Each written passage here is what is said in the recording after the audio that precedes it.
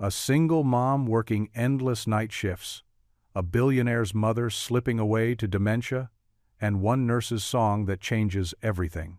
When the nurse calms the woman in ways no one else can, her son is stunned, then makes a shocking request. He doesn't just want her care, he asks her to marry him.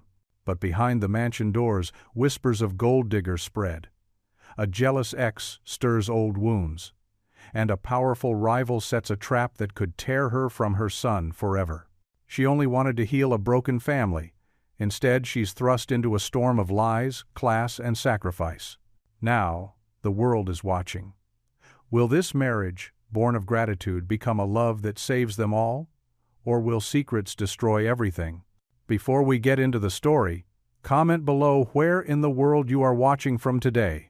The fluorescent lights hummed softly in the hospital corridor as Eva Martinez made her evening rounds. Her comfortable nursing shoes padded quietly against the polished floor as she approached room 312. The night shift had settled into its familiar rhythm, but something felt different tonight. A distressed cry pierced the quiet. Eva quickened her pace, her heart racing as she recognized Maggie Whitmore's voice. The elderly woman's confusion often peaked at sundown, a common symptom of dementia that Eva had seen countless times before. Entering the private room, Eva found Maggie sitting upright in her hospital bed, her silver hair disheveled and her hands clutching the blanket. Fear painted her delicate features as she stared at the darkening window. "They're coming," Maggie whispered, her voice trembling. "The shadows. They're trying to get in." Eva moved carefully to Maggie's bedside, keeping her movements slow and deliberate. "Mrs. Whitmore, you're safe here. I'm Eva, your nurse tonight." Maggie's eyes darted around the room, not quite focusing on Eva's face. "But the shadows, can't you see them?" "I'm right here with you," Eva said softly. She gently took Maggie's hand, noting how cold her fingers felt. Years of experience had taught her that sometimes the best medicine wasn't in a pill bottle. Taking a deep breath, Eva began to sing in a gentle, clear voice. "Blessed assurance, Jesus is mine. Oh, what a foretaste of glory divine." The familiar hymn seemed to float in the air between them. Maggie's rapid breathing began to slow, her tense shoulders gradually relaxing. "Heir of salvation, purchase of God," Eva continued, watching as recognition flickered in Maggie's eyes. The older woman's lips started moving silently along with the words. The peaceful moment shattered as the door burst open. Caleb Whitmore strode in, his expensive suit at odds with the sterile hospital environment. His face was thunderous, eyes sharp with displeasure. "What is going on here?" he demanded, his voice cutting through the remnants of the hymn. "This is completely unprofessional. My mother needs proper medical attention, not whatever this is." Eva straightened her spine but kept her gentle hold on Maggie's hand. "Mr. Whitmore, I assure you your mother is receiving excellent care. Music therapy is a recognized intervention for sundowning symptoms in dementia patients." "We pay for the VIP protocol here," Caleb insisted, pulling out his phone. "I'm calling the charge nurse. Mother needs medication, not singing." Eva felt Maggie's hand tighten around hers. The elderly woman had started to tremble again, disturbed by her son's harsh tone.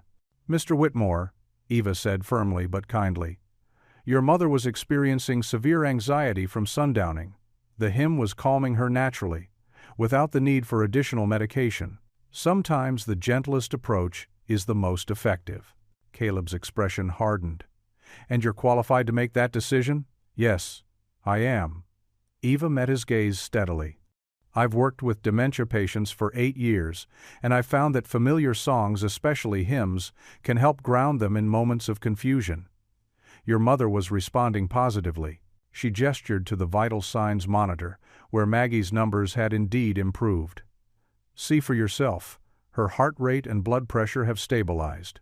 Caleb stepped closer to examine the monitor, his frown deepening as he processed the information. Before he could respond, Maggie's voice cut through the tension. "Eva," she said clearly, a moment of lucidity brightening her eyes. "Such a lovely voice you have, dear. Just like my mother's." Eva smiled warmly at Maggie, while Caleb stood frozen, watching this unexpected interaction. "Thank you, Mrs. Whitmore. Would you like to hear another verse?" Maggie nodded, then turned to look at her son. For a brief moment, her eyes were sharp and clear, the shrewd woman she'd once been shining through the fog of dementia. She squeezed Eva's hand and whispered, just loud enough to hear, "Don't let him scare you," before her gaze grew distant once more, the moment of clarity slipping away like water through fingers. The morning sun hadn't yet cleared the horizon when Eva slumped into a chair in the hospital staff lounge. Her night shift was ending, but her mind kept replaying the confrontation with Caleb Whitmore. The coffee in her paper cup had gone cold, untouched. "You look like you've been through the ringer," Sarah, the incoming day nurse, said as she tied her blonde hair back. "Rough night?" Eva pressed her lips together, considering how much to share. "Let's just say I had a disagreement with Maggie Whitmore's son about proper patient care." "The tech billionaire?" Sarah's eyes widened. "Oh, honey, you didn't." "I had to." Eva straightened her scrubs, smoothing out invisible wrinkles. Mrs. Whitmore was having a terrible sundowning episode. She needed gentleness, not some cold VIP protocol. The lounge door swung open as more day shift staff filtered in. Eva lowered her voice. "I just hope I still have a job tomorrow." Sarah squeezed her shoulder. "You're the best nurse on this floor. They'd be crazy to—" A knock interrupted them. Beth, the charge nurse, poked her head in. "Eva? Mr. Whitmore is asking to observe morning rounds with his mother." Eva's stomach tightened, but she nodded. Of course. She gathered her strength and stood, channeling the same quiet determination that had gotten her through Daniel's deployment and loss. When she entered Maggie's room, Caleb Whitmore was already there, his tailored suit a stark contrast to the institutional setting. He stood by the window, typing on his phone. "Good morning, Mrs. Whitmore," Eva said warmly, approaching the bed. Maggie's silver hair was tousled from sleep, her blue eyes clouded with confusion. "Who's there? Is it time for church?" Maggie's hands fluttered anxiously on the blanket. "It's Eva, your nurse. We're going to check how you're feeling this morning." Eva began her routine vitals check, humming softly as she worked. The familiar melody of Amazing Grace filled the room. Maggie's restless movements stilled. Her breathing evened out as Eva continued the gentle song while checking her blood pressure. From the corner of her eye, Eva noticed Caleb had stopped typing. He was watching intently, his expression unreadable. "Your pressure is much better today," Eva told Maggie, recording the numbers. "Would you like to sit up for breakfast?" Suddenly, Maggie's eyes cleared. She gripped Eva's wrist with surprising strength. "I know you," she said clearly. "You're the nurse with the hurricane hands."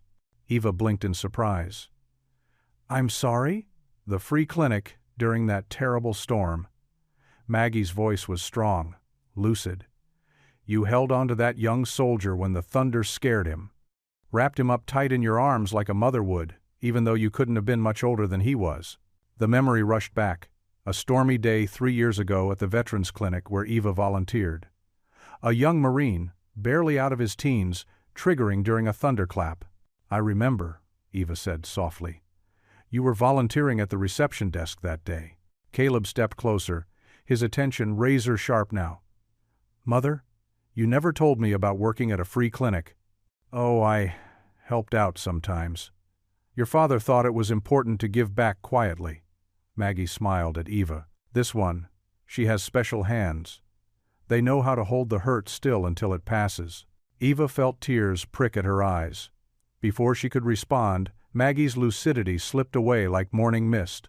She blinked at them in confusion. "Is it time for church?" "Not yet, Mrs. Whitmore." Eva adjusted her pillows. "But we can sing another hymn while we wait for breakfast, if you'd like." As Eva's voice lifted in blessed assurance, she was acutely aware of Caleb Whitmore's presence. He had moved to the window again, but his phone remained untouched in his pocket. His shoulders carried a new tension, as if his mother's words had shaken something loose in his carefully ordered world. The next morning, Eva walked Noah to school as usual.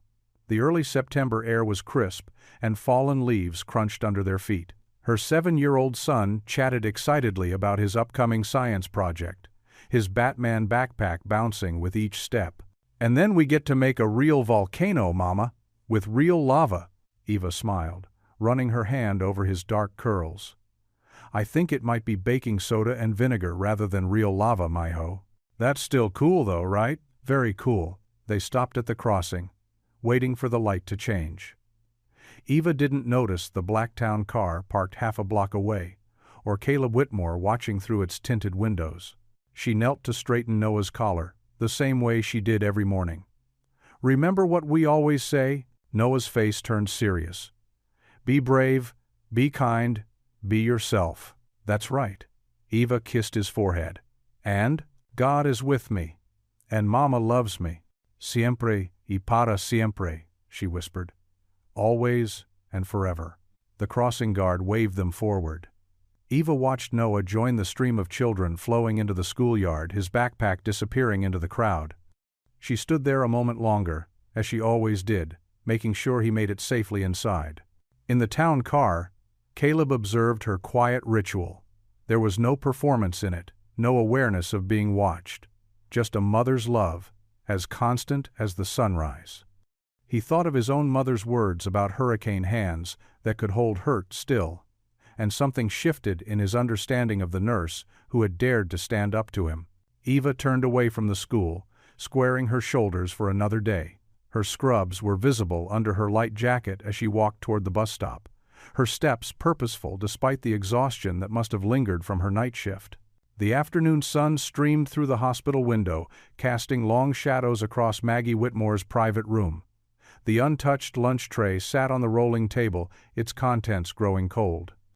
Eva Martinez stood at the bedside, her heart aching as she watched Maggie push away another spoonful of soup. Please, Mrs. Whitmore, just a few bites, Eva coaxed gently. But Maggie turned her head, her silver hair catching the sunlight. Don't want it. Don't want any of this. Maggie's hands fluttered like worried birds over her blanket. Where am I? This isn't right. Eva pulled a chair close to the bed and sat down. She'd learned that standing over patients only increased their anxiety. You're at St. Michael's Hospital, Mrs. Whitmore. You're safe here. No, no. Maggie's voice rose. I want to go home. My garden needs me. Eva folded her hands and began to pray quietly, her voice barely above a whisper. Dear Lord, grant us peace in this moment. Wrap your loving arms around Mrs. Whitmore. As the prayer continued, Maggie's restless movements slowed. Her breathing steadied, matching Eva's calm rhythm. When Eva opened her eyes, she found Maggie watching her with unusual clarity. You pray like my mother did, Maggie said softly. She never shouted at God. Just talked to him like he was right there in the room. That's exactly how I learned to pray, Eva smiled, reaching for the soup spoon again. No? Maggie's hand shot out, gripping Eva's wrist with surprising strength. I want to go home, and I want you to come with me. Mrs. Whitmore, not these strangers. You. Maggie's eyes were sharp, focused. You know the hymns. You pray right. You have gentle hands. The door opened, and Caleb Whitmore entered, his tailored suit a stark contrast to the institutional setting. He paused, taking in the scene. Mother, you need to eat, he said, moving to the other side of the bed. Caleb. Maggie turned to her son. I want to go home, and I want her to take care of me there. Eva's heart skipped. Home care for the Whitmores would mean.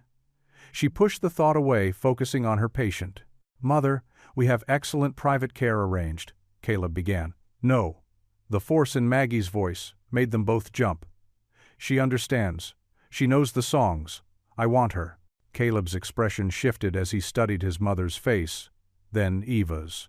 She could almost see the calculations running behind his eyes. Ms. Martinez, he said finally, would you step into the hallway with me? Eva followed him out, her shoes squeaking slightly on the polished floor. In the corridor, Caleb turned to face her, his stance businesslike but less intimidating than during their first encounter. My mother seems to have made her choice clear, he said. I'm prepared to offer you a position as her primary home care nurse. Double your current salary, plus benefits.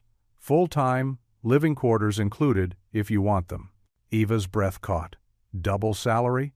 With Noah's school fees and their tiny apartment's rent constantly rising. I have a son, she said carefully. He's 8. I can't. Arrangements can be made. Caleb interrupted smoothly. "The estate has a guest house. You and your son would have privacy, but you'd be close enough for night calls. We can discuss schedule flexibility for his school needs." Eva's mind raced. The money would mean security for Noah, maybe even savings for college. The guest house would solve their housing crisis. But, moving into the Whitmore world, "I'll need to see the contract," she said, "and discuss specific terms about my son's care and my time off." A ghost of a smile crossed Caleb's face. "Of course. I'll have legal draw up the paperwork today. Shall we tell my mother you've agreed?" Back in the room, Maggie's face lit up when Eva nodded. "You'll come?" "Yes, Mrs. Whitmore. I'll help take care of you at home." "Good girl." Maggie patted Eva's hand. "Now I can eat my soup. It's gone cold, hasn't it?" "I'll get you fresh soup," Eva said, her mind already spinning with the changes ahead. Hours later, Eva walked home with Noah, his small hand in hers, the thick contract in her bag feeling like it weighed 100 pounds. The setting sun painted their familiar neighborhood in shades of gold and purple. "And we'll have our own house?" Noah asked for the third time, his face bright with excitement. "A guest house," Eva corrected gently.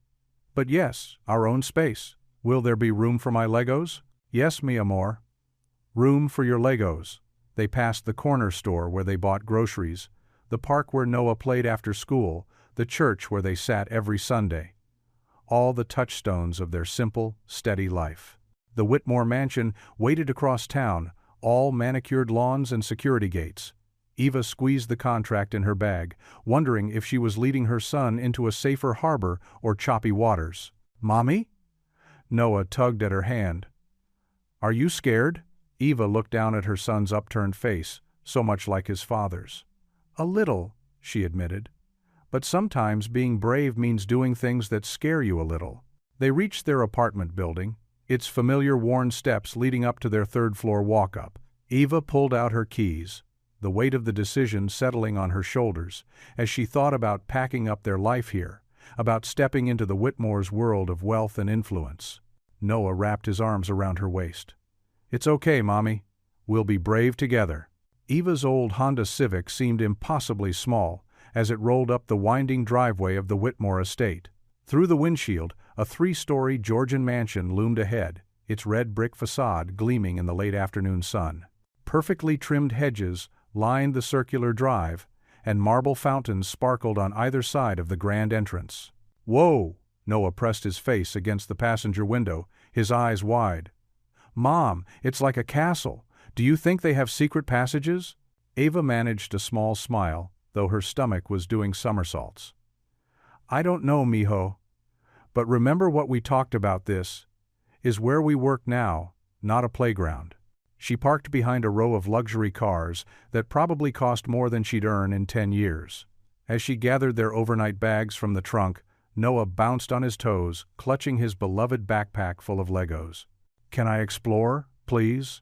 he begged. "First we need to get settled and check on Mrs. Whitmore," Eva said firmly. She took Noah's hand, as much to steady herself as to keep him close. A uniformed butler opened the heavy wooden door before they reached it. "Miss Martinez, Master Noah, welcome to Whitmore House. I'm Harrison. Please, follow me." The entrance hall stretched 2 stories high, with a crystal chandelier that threw rainbow light across marble floors. Noah's sneakers squeaked on the polished surface as Harrison led them upstairs. "Mrs. Whitmore's suite is through here," he explained, gesturing to double doors on the right. "Your adjoining rooms are just down this hall. Mr. Whitmore requested you be close by." Eva nodded, trying not to feel overwhelmed by the opulence surrounding them. The guest room assigned to her was bigger than their entire apartment, with a separate bedroom for Noah connected by a Jack and Jill bathroom. "Mom, look at my bed. It's huge." Noah ran and jumped onto the queen-sized mattress. "Noah Martinez, shoes off first," Eva reminded him. She set their bags down and quickly checked her phone for the medication schedule she downloaded from the hospital system. A soft cry from down the hall made her snap to attention. "Noah, stay here and unpack, okay? I need to check on Mrs. Whitmore." She hurried to the suite, medical bag in hand. Maggie was sitting in a wingback chair by the window, looking confused and distressed. Caleb stood nearby, his hands shoved in his pockets. "Where am I? This isn't my house," Maggie was saying, her voice trembling. "I want to go home." Eva moved forward smoothly, kneeling beside the chair. "Mrs. Whitmore, it's Eva. You are home, sweetheart. This is your beautiful house where you've lived for many years." Maggie's frightened eyes found Eva's face. "Eva? The singing nurse?" "That's right." Eva took Maggie's hand, noting her racing pulse. "Would you like me to sing for you now? It's almost time for your evening medications." She began humming softly as she organized the pill containers, keeping one hand on Maggie's arm. The familiar melody of Amazing Grace filled the room. Gradually, Maggie's breathing steadied. "I remember this song," she murmured. "My mother used to sing it." Eva smiled, helping her take each pill with small sips of water. "My mother taught it to me too. Music stays with us, doesn't it? Right here in our hearts." From the corner of her eye, she saw Caleb watching intently. His stern expression had softened just slightly, though his arms remained crossed over his expensive suit. "Would you like to lie down for a bit?" Eva asked Maggie. "I can sing you to sleep." "Yes, please." Maggie allowed Eva to help her to the bed. "You have such gentle hands, like butterfly wings." Eva tucked the covers around her and sat on the edge of the mattress. As she sang quietly, she stroked Maggie's hair, the way she used to do for her own mother. The tender gesture came naturally, though she felt Caleb's gaze burning into her back. By the third verse, Maggie's eyes had drifted closed. Eva continued humming softly until she was certain her patient was asleep. Only then did she stand and turn to face Caleb. He cleared his throat quietly. "You're good with her," he said, the words seeming dragged from him unwillingly. "She's a sweet soul," Eva replied simply. "She just needs patience and consistency." Caleb nodded stiffly. "Harrison will show you where everything is. If you need anything—" He paused awkwardly. "Well, just ask Harrison." Eva watched him stride away, his footsteps silent on the thick carpet. She checked Maggie's vital signs one more time, then went to help Noah settle in. Later that night, after Noah was asleep in his new room, Eva stood at her window gazing out at the moonlit gardens below. She pulled Daniel's worn photo from her wallet, him in his dress uniform, smiling that bright smile she missed every day. "Oh, Danny," she whispered, touching his face through the protective plastic. "What would you say about all this? Your practical Eva, living in a mansion, taking care of a billionaire's mother?" She could almost hear his warm laugh, see the crinkles around his eyes. "I wish you were here to tell me if I'm doing the right thing." The stars twinkled above the manicured grounds, so different from their small apartment's view of the parking lot. But Eva knew it wasn't the luxurious surroundings making her feel unsettled. It was the weight of responsibility, not just for Maggie's care, but for navigating this new world she and Noah had stepped into. She touched the photo to her lips before tucking it away. "Give me strength, love," she murmured. "Help me remember who I am, even in this place."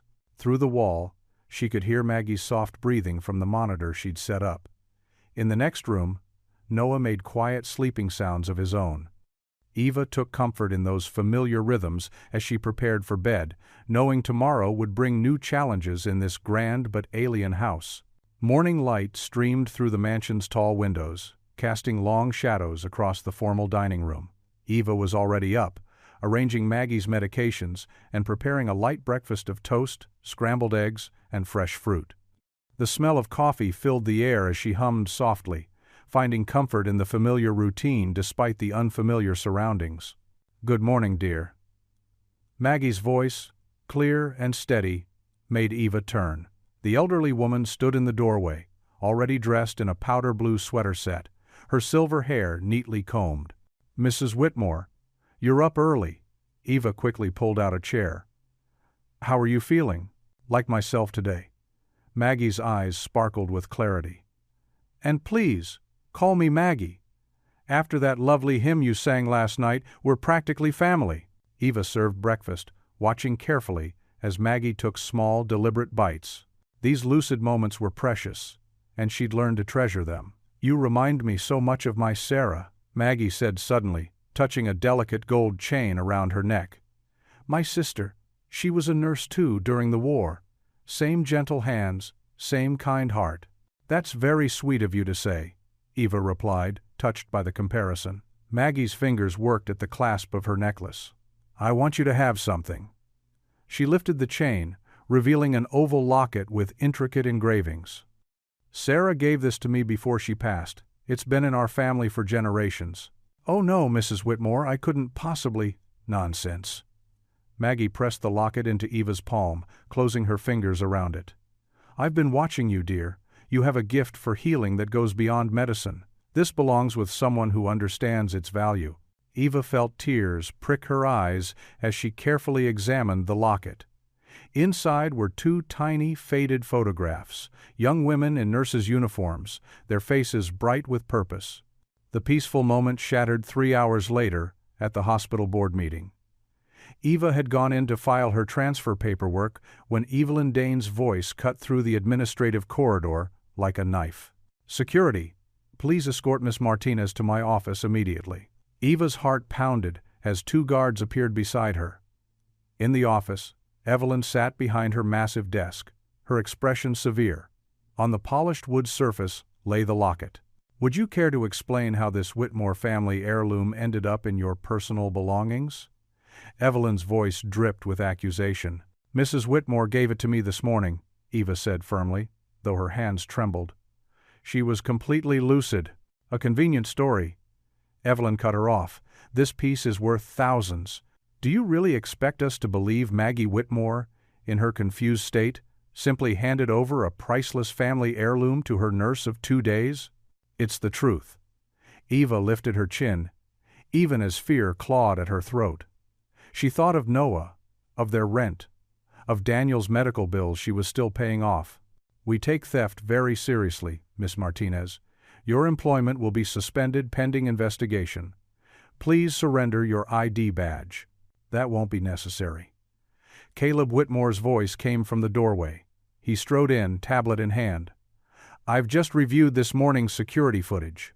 He placed the tablet on Evelyn's desk and pressed play. The breakfast scene unfolded in silent black and white. Maggie, clearly alert, deliberately removing the necklace and placing it in Eva's hand.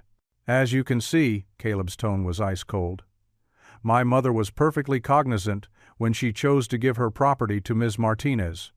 I trust this resolves any confusion." Color rose in Evelyn's cheeks. "Mr. Whitmore, surely you understand our concern." "What I understand," Caleb interrupted, "is that you've accused an exemplary employee of theft without evidence. I expect a formal apology in writing by end of day." He turned to Eva. "Miss Martinez, may I speak with you privately?" In the hallway, Caleb's rigid posture softened. "I'm sorry you were subjected to that. It won't happen again." Eva nodded, still shaking slightly. "Thank you for believing me. I should have been here sooner. Mother told me about the locket at lunch." He ran a hand through his hair. "The security team alerted me to Mrs. Dane's concerns. I came as quickly as I could." "It's okay," Eva said softly. "I understand why people might assume—" "No," Caleb's voice was firm. "Don't make excuses for prejudice dressed up as protocol. You've shown nothing but integrity and compassion. You deserve better than this." Later that night, Eva knelt beside Noah's bed in their guest suite, her son's Superman pajamas a bright spot in the elegant room. The locket lay heavy against her chest as she helped him with his prayers. "And please, watch over Mommy," Noah added to their usual routine.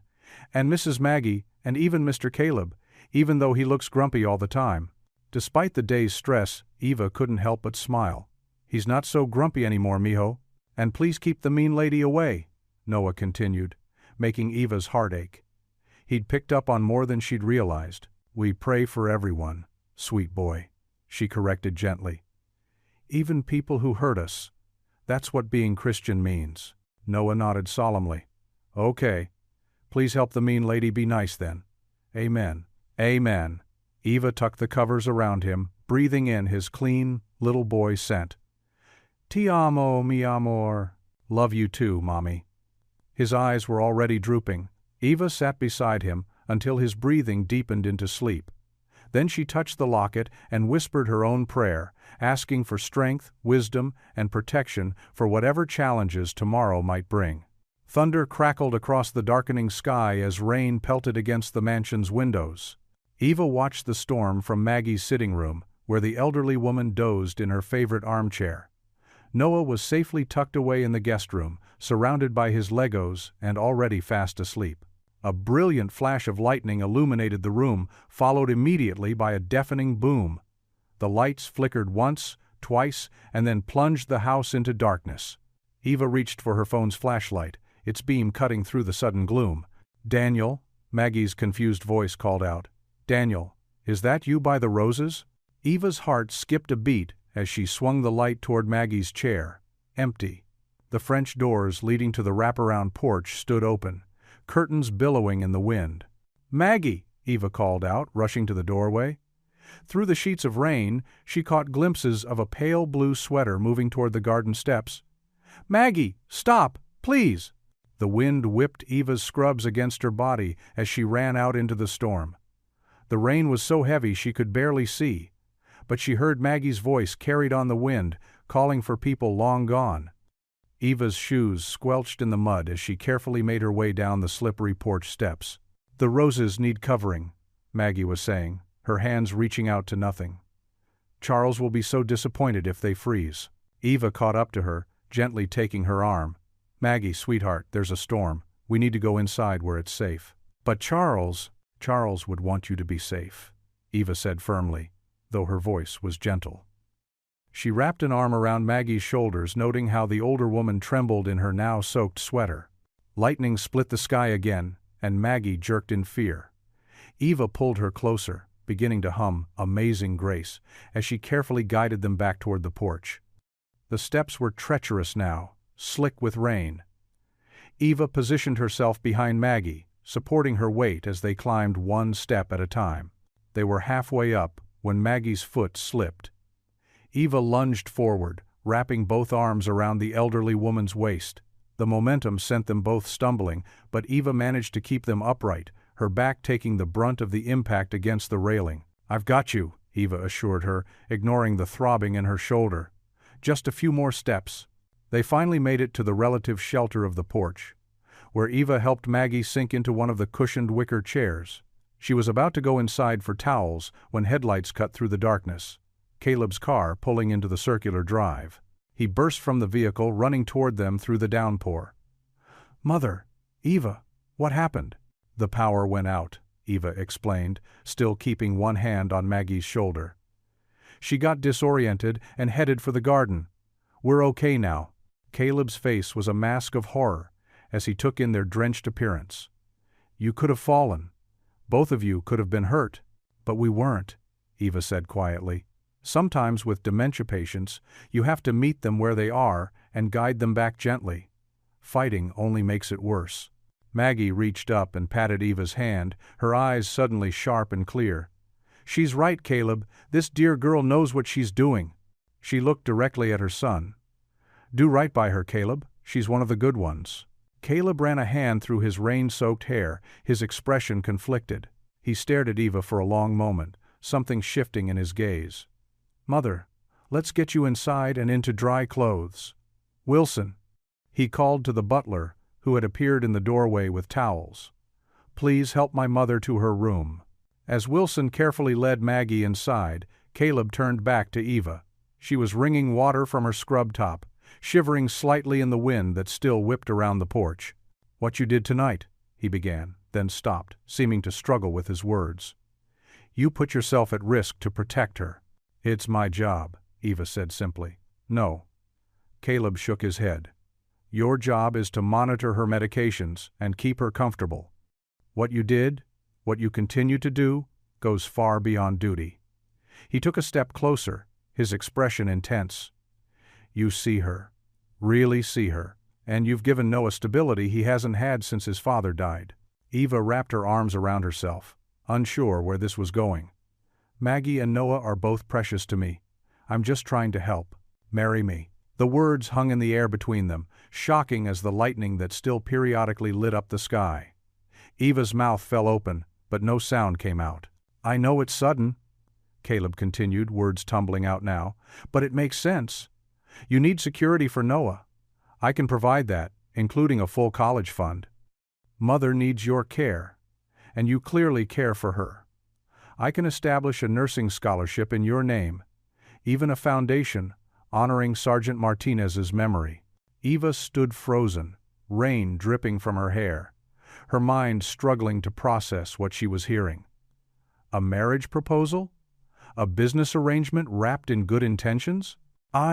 She started, but no other words would come. Thunder rolled overhead, filling the silence between them as Eva stared at Caleb, her heart pounding, completely stunned by this unexpected turn of events.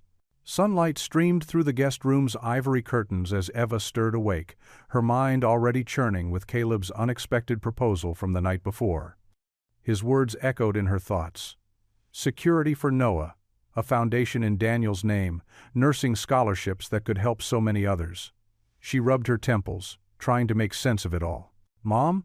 Noah's small voice came from the doorway. He stood there in his Superman pajamas, clutching his worn stuffed lion. "Are we staying here forever?" Eva's heart clenched at the innocence of his question. She patted the bed beside her, and Noah scrambled up, snuggling close. "I don't know yet, my Joe. There's a lot to think about." "I like it here," Noah said, playing with the lion's mane. "Maggie lets me help with her puzzles, and Mr. Whitmore has a huge TV in the game room." Eva smoothed his unruly dark hair. "There's more to think about than just nice things, sweetheart. We need to pray about it and talk to Abuela." After breakfast and making sure Maggie was comfortable with the day nurse, Eva drove to her grandmother's modest house. The familiar scent of freshly baked pan dulce welcomed them as they stepped inside. Abuela Rosa took one look at Eva's face and sent Noah to the backyard with a plate of cookies. "Something big has happened, mi amor." It wasn't a question. Eva sank into a kitchen chair, the yellow formica table between them holding countless family conversations over the years. Caleb proposed last night. Rosa's eyes widened, but she waited patiently for Eva to continue. "Not for love," Eva clarified quickly. "He says it's to protect Maggie's care plan and to give Noah stability. He wants to start a foundation for military families, nursing scholarships." Her voice trailed off. Rosa's weathered hands wrapped around her coffee mug.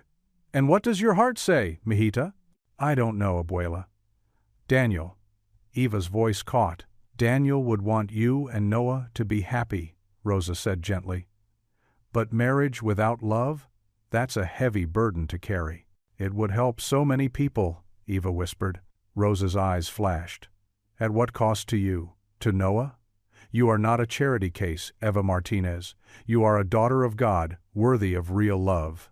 Eva nodded, tears threatening. "I need to talk to Reverend Thomas." "See? Go. But remember, dignity before duty." An hour later, Eva sat in Reverend Thomas's office at First Presbyterian, the familiar smell of old books and coffee bringing comfort. Noah was content in the church playroom down the hall. "Marriage is sacred," Reverend Thomas said thoughtfully after Eva explained everything. "But God often works in unexpected ways.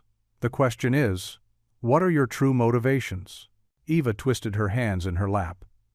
"I want Noah to have security, yes. And the foundation could help so many families like ours. But I don't want to be a trophy wife or lose who I am." "Then perhaps that's where you start," he suggested, leaning forward in his chair. "What boundaries would you need to maintain your integrity?" Eva pulled out a small notebook from her purse and began to write. The pastor nodded approvingly. "These are wise conditions. Remember Ruth and Boaz.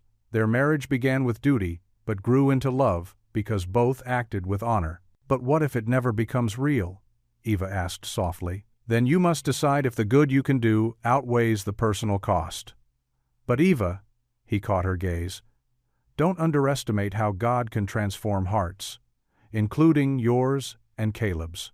Back in the mansion's guest room that evening, Eva sat at the small writing desk, her notebook open before her. The list of conditions had grown longer, each item carefully considered. Noah's soft breathing from the adjoining room provided a gentle soundtrack to her thoughts. She traced Daniel's name in the margin, remembering his strength, his laugh, the the way he'd loved them both so completely. "I wish you could tell me what to do," she whispered. The engagement ring Caleb had offered sat in its velvet box on the corner of the desk, catching the lamplight. It was beautiful but felt heavy with expectation. Eva closed her notebook, still uncertain if she was ready to give Caleb an answer. The choice ahead would change everything. She needed to be sure her heart was prepared for whatever path God was leading her down. The mahogany-paneled study felt both grand and suffocating as Eva stood before Caleb's massive desk. Warm lamplight cast long shadows across the Persian rug, and through the tall windows the evening sky painted everything in shades of purple and gold. Eva's hands were steady as she placed a simple notebook on his desk. "I've thought about your proposal," Eva said, her voice quiet but firm. "And I have some conditions." Caleb set aside the tablet he'd been working on, giving her his full attention. His usual sharp business expression softened slightly. "Of course. Please, sit." Eva shook her head. "I prefer to stand." She opened her notebook, though she knew her points by heart. "First and most important is Noah. His world has already been turned upside down once. I won't let it happen again." "What exactly do you mean?" Caleb leaned forward, elbows on his desk. "No sudden changes. He stays in his current school. We maintain his routine with weekly visits to my mother and his afternoon art classes." Eva's chin lifted slightly. "And no press turning him into some sort of rags to riches story." Caleb nodded slowly. "Agreed. What else?" "Your mother." Eva's voice gentled. "Maggie deserves dignity. This isn't about creating a perfect caregiver story for the media. She needs consistency, familiar faces, and her daily routines preserved." "Of course." Caleb stood, walking to the window. "Mother's care has always been my priority." "Then we need to be clear. No press conferences, no magazine spreads about the heartwarming story of the nurse and the billionaire." Eva's fingers traced the edge of her notebook. "Whatever announcement we make needs to focus on the caregiver fund and nursing scholarships you mentioned." Maggie's voice floated in from the hallway, accompanied by her shuffling steps. "Is that Eva? I hear Eva." "Yes, Mrs. Whitmore, I'm here." Eva moved to the doorway, helping Maggie into the study. The elderly woman's face lit up as Eva guided her to a comfortable armchair. "Such a good girl," Maggie patted Eva's hand. "Are you two finally sorting things out?" Caleb's expression softened as he watched Eva tend to his mother. "We are? Eva's making sure we do this right." Eva continued, settling on the arm of Maggie's chair. "I want to be clear about my role with the foundation.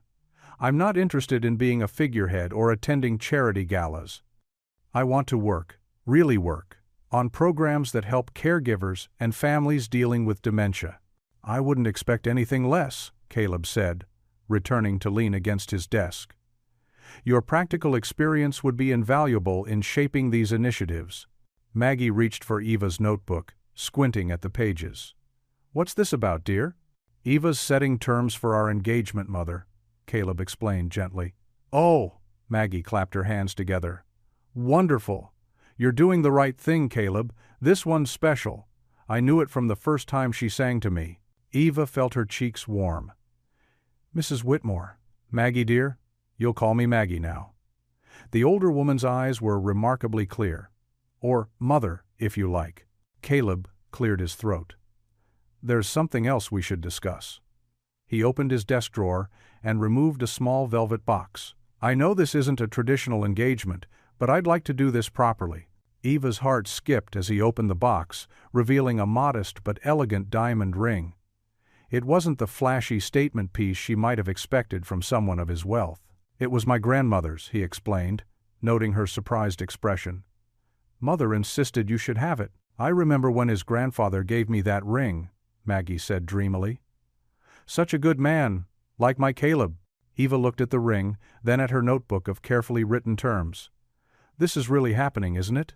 "Only if you're certain," Caleb said quietly. "Everything you've asked for, Noah's stability, Mother's dignity, the Foundation's focus on real help rather than publicity, these all show me I made the right choice in asking you." Maggie reached for both their hands, pulling them together. "Sometimes God works in unexpected ways, dears. Through storms and songs and silly old women who wander at night." Eva felt tears prick at her eyes.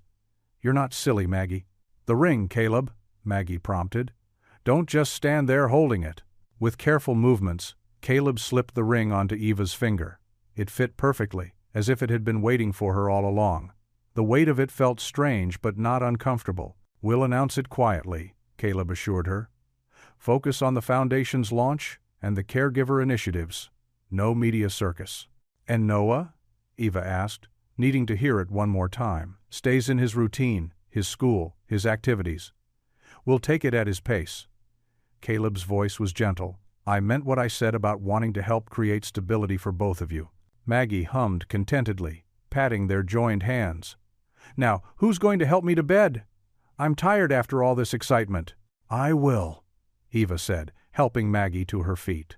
At the study door, she paused and looked back at Caleb. Thank you for understanding.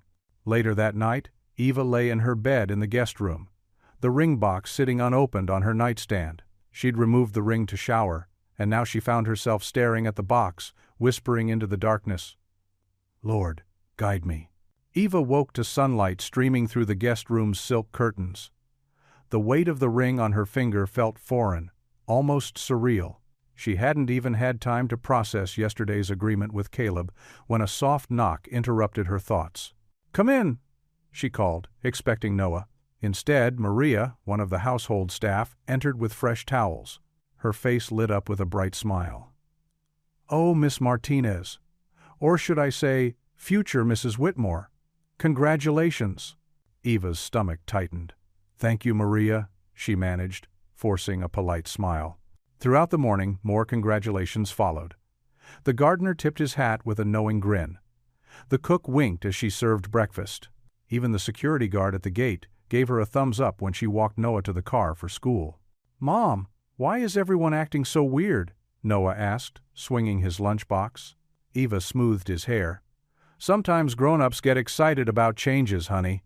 Back at the mansion, whispers seemed to follow her everywhere. Two maids quickly separated when she rounded a corner, their hushed conversation dying abruptly. The butler's usually stoic expression carried a hint of curiosity when he handed her the day's schedule. By afternoon, Eva's shoulders ached with tension. She focused on Maggie's care routine, finding comfort in the familiar tasks of medication management and vital signs. At least Maggie was having a good day, humming contentedly as Eva brushed her silver hair. You look tired, dear, Maggie said during a lucid moment. Are they bothering you? The staff always did love their gossip. Eva squeezed Maggie's hand. I'm fine, just adjusting. Nonsense. I'll have a word with Mrs. Patterson about the chattering. Maggie's fierce protectiveness brought tears to Eva's eyes. As evening approached, the formal dining room felt especially intimidating. Crystal chandeliers sparkled overhead as Eva helped Maggie to her seat. Noah bounced in his chair, amazed by the elaborate place settings. Mom, there are like 1,000,000 forks, he exclaimed. Start from the outside and work your way in, Caleb said, his voice carrying a hint of warmth despite his stiff posture. But what if I want to eat my dessert first? Noah asked innocently. Maggie burst out laughing. Oh, I like how you think, young man. The tension eased slightly as servers brought out the courses. Caleb cleared his throat several times, obviously trying to make conversation but unsure how. The hospital board approved your leave of absence, he finally managed. Eva nodded. Thank you. That helps with the transition. And your son's school transfer is arranged, he added, then glanced at Noah. You'll start at Westminster Academy next week. Noah's eyes widened. Do they have a robotics club like you said? Indeed. And a very good art program, too. Caleb's formal tone softened when addressing Noah. Cool. Mom, can I bring my Lego robot to show them? We'll see, honey. Eva caught Caleb hiding a smile behind his wineglass. Maggie watched them all with bright eyes. This is nice, she declared. Family dinner, we should do this every night. Eva's heart squeezed at the word family. Caleb must have felt it too, because he suddenly became very interested in his soup. The meal progressed with Noah's chatter filling most silences. He told stories about his school day, his latest Lego creation, and his ideas for the robotics club. Maggie encouraged him with questions, while Caleb occasionally offered technical suggestions that made Noah beam. By the time dessert arrived, a beautiful crème brûlée, A fragile peace had settled over the table. It wasn't perfect, but it felt possible. After dinner, Eva helped Maggie prepare for bed. The evening routine had become sacred to them both: gentle face washing, medication, and always a song. "The usual?" Eva asked, settling into the chair beside Maggie's bed. "Please, dear. It reminds me of my mother." Eva's voice filled the room softly. "Blessed assurance. Jesus is mine. Oh, what a foretaste of glory divine." As she sang, she noticed movement in the hallway. Caleb stood in the doorway, partially hidden by shadow. His usual mask of control had slipped, revealing something raw and vulnerable in his expression. Heir of salvation, purchase of God, born of His Spirit, washed in His blood. Maggie's eyes drifted closed, her breathing growing steady. Eva continued singing, aware of Caleb's presence, but keeping her focus on Maggie's peaceful face. The hymn filled the space between them all, bridging the awkward distance with something older and deeper than their complicated arrangement. "This is my story, this is my song, praising my Savior all the day long." When the final note faded, Maggie was sound asleep. Eva tucked the blanket around her shoulders and turned to leave, finding Caleb still in the doorway. His eyes held an unfamiliar softness as they met hers. For a moment, neither moved. The hallway light created a halo around his silhouette, and Eva could see the slight tremble in his usually steady hands. He opened his mouth, as if to speak, then closed it again, simply nodding in acknowledgement before stepping aside to let her pass.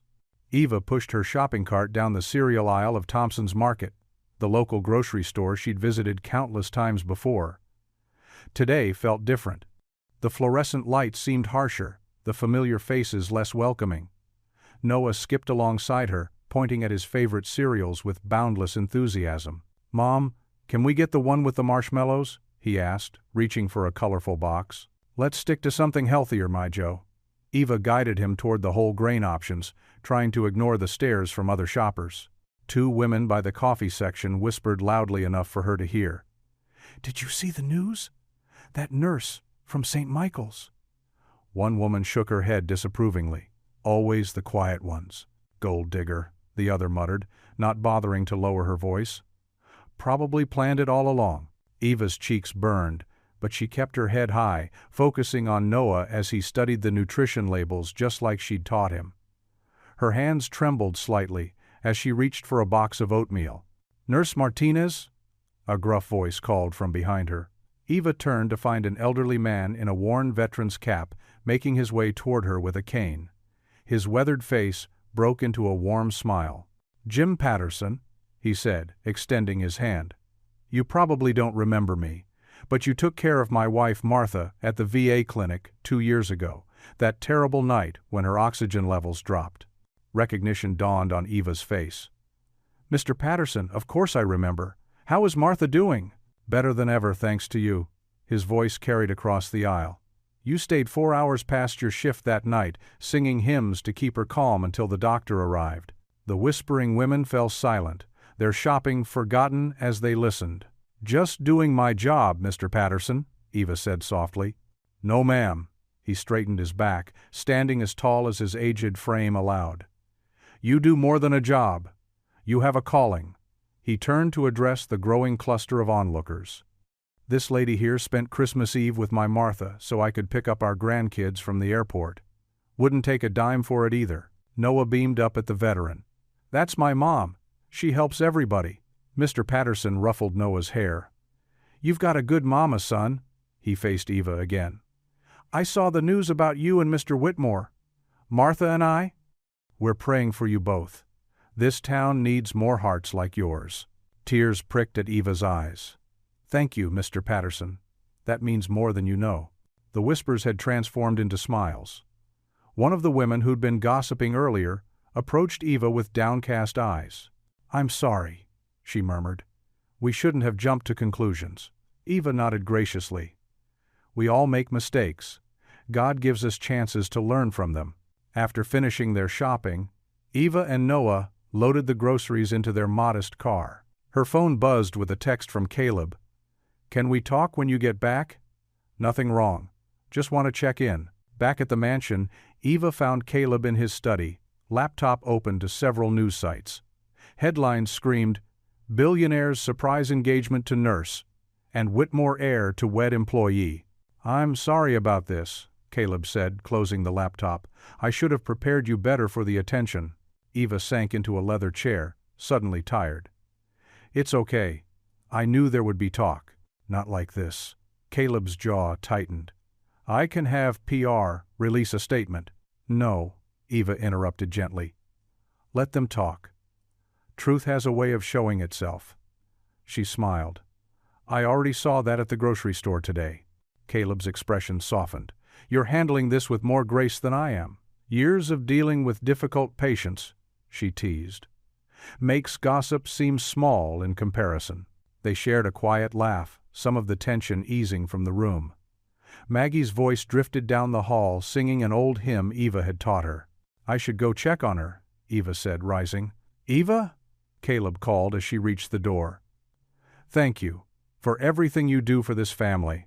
That evening, Eva knelt beside Noah's bed for their nightly prayers.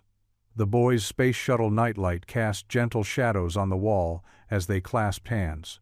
"Dear God," Noah began, "thank you for Mr. Patterson being nice to Mom today, and for Grandma Maggie's good singing." Eva squeezed his small hands. "Lord, help us stay strong in your truth. Let those around us see your light in our actions. And please help people stop being mean to Mom," Noah added firmly. "Amen," Eva whispered, tucking the blanket around him. "Let them see the truth in us."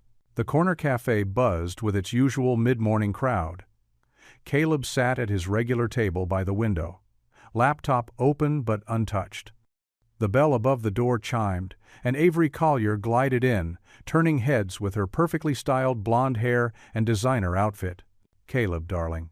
She kissed near his cheek, her perfume cloud settling around them. "I came as soon as I heard the news." "Avery." Caleb's voice was cool and professional. "Please, sit." A server rushed over with Avery's usual order, an almond milk latte with an extra shot. She took a delicate sip, studying Caleb over the rim of her cup. "So? A nurse? Really?" "Eva is an exceptional person," Caleb said firmly. "Oh, I'm sure she's very nice." Avery's smile didn't reach her eyes. "But honestly, Caleb, what were you thinking? The board must be having fits. The board's concerns aren't your problem anymore." "No, but you are.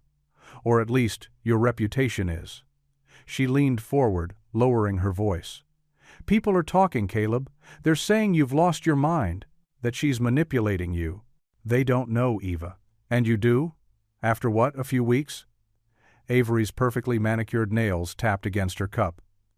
"I remember when we were engaged, how careful you were about appearances, about maintaining the right image for the company. Maybe that's why we didn't work out."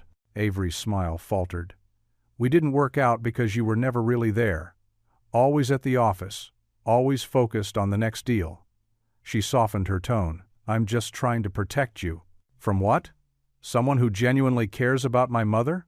Who puts others before herself?" "Oh, please. She's a single mother working as a nurse. Of course she jumped at the chance to marry into money." Caleb's jaw tightened. Eva didn't jump at anything. In fact, she made me wait for her answer and came with conditions, all of them about protecting my mother's dignity and her son's stability. Not a word about money. Unknown to either of them, Eva had entered the cafe to pick up Maggie's favorite tea. She froze near the counter, out of their sight, but within earshot. "The woman you're insulting," Caleb continued, his voice growing stronger, "spent nights singing to my mother when she was terrified. She risked herself in a storm to keep her safe.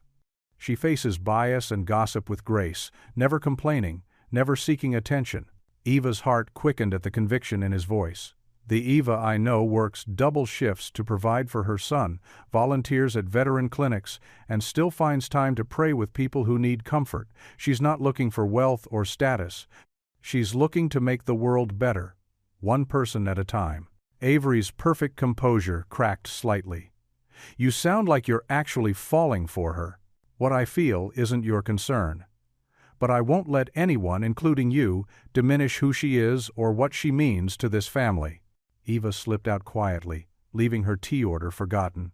Her eyes burned with unexpected tears, not from hurt, but from the surprising warmth of being truly seen, truly understood. Later that afternoon, Eva walked into the mansion's kitchen to prepare Maggie's dinner. She stopped short at the sight on the counter. A stunning arrangement of wildflowers filled a simple crystal vase, not formal roses or exotic blooms, but the kind that grew in meadows and along country roads. The kinds she'd once mentioned reminded her of childhood walks with her grandmother. Among the flowers was a small note in Caleb's precise handwriting. "Thank you for who you are." Eva touched a soft purple petal, a smile tugging at her lips. In the simple beauty of wildflowers, she found more sincerity than in all the grand gestures money could buy. For the first time, she felt that maybe, just maybe, this arrangement of convenience could grow into something real. From the doorway, she heard Maggie humming her favorite hymn, and Noah's voice joined in, slightly off-key but enthusiastic. The flowers glowed in the afternoon sun, their colors warm and inviting, like a bridge between two worlds starting to merge. Eva picked up the vase, carrying it to the center of the kitchen table where everyone could enjoy its beauty. As she arranged dinner preparations around it, the flowers seemed to whisper of new possibilities, of hearts beginning to understand each other in ways that went far beyond duty or obligation.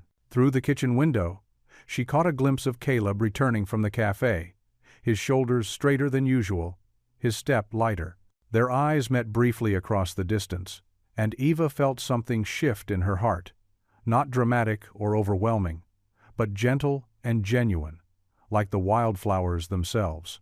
She turned back to her cooking, letting the peace of the moment settle around her. The kitchen filled with the aroma of simmering soup, the soft buzz of conversation from the other room, and the quiet promise of tomorrow held in a vase of simple flowers. Moonlight filtered through the dining room's tall windows, casting gentle shadows across the antique table where Eva and Caleb sat surrounded by papers and laptops. Noah had fallen asleep on the nearby window seat, his favorite dinosaur blanket tucked around him. His quiet breathing provided a peaceful backdrop to their late-night planning session. Eva pushed her reading glasses up and gestured to the rough draft she'd sketched. "What if we did something different with the foundation money? Something that really matters?" Her fingers traced the outline of her idea on the paper. A free clinic day for veterans and their families. Caleb leaned forward, his usual businesslike demeanor softening with interest. "Tell me more." When Daniel was serving, I saw how many military families struggled to get basic care. Eva's voice carried the weight of memory. "Sometimes, it's just knowing where to start, having someone who understands the system, and after," she glanced at Noah's sleeping form. "After we lost Daniel, it was other veterans who helped us most." Caleb set down his pen, giving Eva his full attention. The usual tension in his shoulders eased. "The Whitmore Foundation could certainly support this. We have the resources, the connections." He smiled, a real smile that reached his eyes. "It's exactly the kind of project my father would have loved." Eva tilted her head, curious. "You don't talk about him much." "He built the company from nothing," Caleb said quietly, careful not to wake Noah. "But what I remember most was how he'd slip away from fancy charity galas to help serve meals at the shelter downtown. Never wanted recognition for it." He shuffled some papers, but Eva could see the emotion in his gesture. "The press called him the invisible billionaire, because he avoided photographs, preferred doing good quietly." "Like father? Like son?" Eva asked gently. Caleb's laugh was soft, almost shy. "I try. Though lately, I've been too caught up in image and optics." He met her eyes. "Until you reminded me what really matters." Eva felt warmth spread through her chest at his words. Daniel was like that too, always helping others. He'd volunteer at the VA hospital on his leave days, sitting with the older vets who didn't get visitors. She pulled out her phone, showing Caleb a photo of Daniel in his dress uniform. This was at his last promotion ceremony. He had the biggest heart. Caleb studied the photo respectfully. "He sounds like an extraordinary man." He was. Eva tucked the phone away. "That's why this clinic matters so much. It's a way to honor his memory, to keep that spirit of service alive." They bent over the plans together, shoulders nearly touching as they worked out logistics. Eva sketched out ideas for medical stations, while Caleb made notes about liability coverage and staffing. The familiar scent of his cologne mingled with the jasmine tea they'd been sharing. "We could use the community center," Caleb suggested, pointing to a map on his laptop. "It's accessible, plenty of parking, and we already have the permits."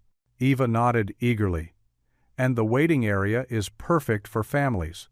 Noah could help hand out water bottles." She smiled at the thought. "He loves feeling useful." "He's a remarkable kid," Caleb said, glancing at Noah's sleeping form with genuine affection. "You've done an amazing job with him." The praise warmed Eva's heart. "He makes it easy. He has such a good soul." They worked in comfortable silence for a while, the scratch of pens and soft tapping of keyboard keys filling the room. Eva couldn't help but notice how different Caleb seemed here, away from board meetings and press conferences. His sleeves were rolled up, tie loosened, guard down. "We could call it the Sergeant Daniel Martinez Veterans Care Day," Caleb said suddenly, looking up from his notes. "Make it an annual event." Eva's breath caught at the suggestion. "You do that?" "Of course."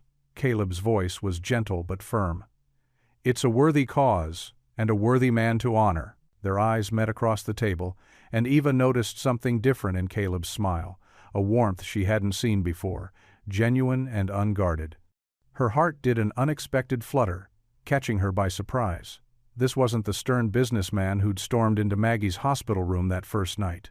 This was someone else entirely, 21, someone who cared deeply, even if he sometimes struggled to show it. Noah stirred slightly in his sleep, mumbling something about dinosaurs. Eva and Caleb shared a quiet laugh, the moment soft and unexpectedly intimate in the moonlit room. "We should probably wrap up," Eva whispered, though part of her wanted to stay in this peaceful moment longer. "It's getting late." "Just one more thing," Caleb said, making a final note. The moonlight caught his profile as he wrote, and Eva found herself studying the determined set of his jaw, the gentle way he smiled when he looked up again. That flutter returned to her heart, stronger this time, and she quickly gathered her papers to hide her flustered reaction. The morning sun painted Harbor View Clinic in shades of gold as volunteers bustled around the parking lot, setting up white tents and folding chairs.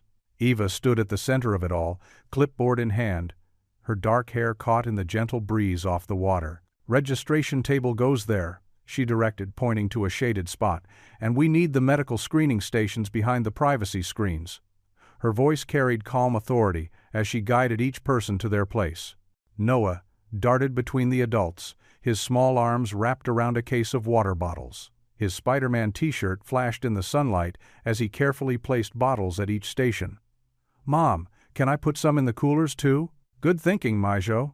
Eva smiled, watching him work. The sight of her son, so eager to help, made her heart swell. Maggie sat in a comfortable chair under the main tent, looking more alert than she had in weeks. She wore a flowered dress and a bright smile, her silver hair neatly styled. "Eva dear, the musicians are setting up. Shall we test the microphone?" Caleb stood at the edge of the lot, taking in the scene. He'd arrived in his usual crisp suit, but had slowly shed his jacket and rolled up his sleeves as the morning progressed. Now he looked almost casual, helping carry supplies and following Eva's instructions without hesitation. The first veterans began arriving just as the clock struck 9. Eva greeted each one personally, her nurse's trained eye noting who might need immediate attention, an elderly man with trembling hands, a young woman favoring her left leg, a middle-aged veteran carrying the weight of invisible wounds in his tight shoulders. "Welcome to Harbor View," Eva said warmly, touching each person's arm or shoulder. "We have coffee and breakfast under the blue tent, and our medical team is ready when you are." Noah appointed himself official water ambassador, offering bottles to everyone with a shy smile. "Would you like some water, sir?" "It's important to stay hydrated," he recited carefully, just as his mom had taught him. The morning flowed smoothly, as doctors and nurses conducted health screenings, social workers offered resources, and veterans connected with one another. The atmosphere felt more like a community gathering than a medical clinic. Near noon, Maggie's clear voice rang out over the microphone. "Friends, shall we have some music?"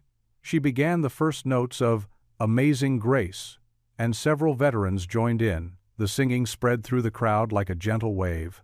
Eva paused in her rounds to watch. Maggie sat straight and proud, fully present in this moment, leading the impromptu choir with the grace of her younger years. Veterans and volunteers alike lifted their voices, the harmony carrying across the water. A Vietnam veteran with silver hair wiped his eyes. "Haven't sung that since church as a boy," he whispered to Eva. "Does my heart good." "That's Miss Maggie's gift," Eva replied softly. "She reminds us of the healing in simple things." Throughout the day, Eva moved between groups with natural ease. She knew when to listen, when to offer professional advice, and when to simply sit in understanding silence. Her presence created a space where people felt safe to share their struggles and hopes. Caleb watched from various vantage points, his expression softening each time he caught sight of Eva in action. She knelt beside a wheelchair to check an elderly veteran's blood pressure. She laughed with a group of young vets sharing stories over coffee. She helped Noah distribute sandwiches at lunch, making sure everyone was fed and comfortable.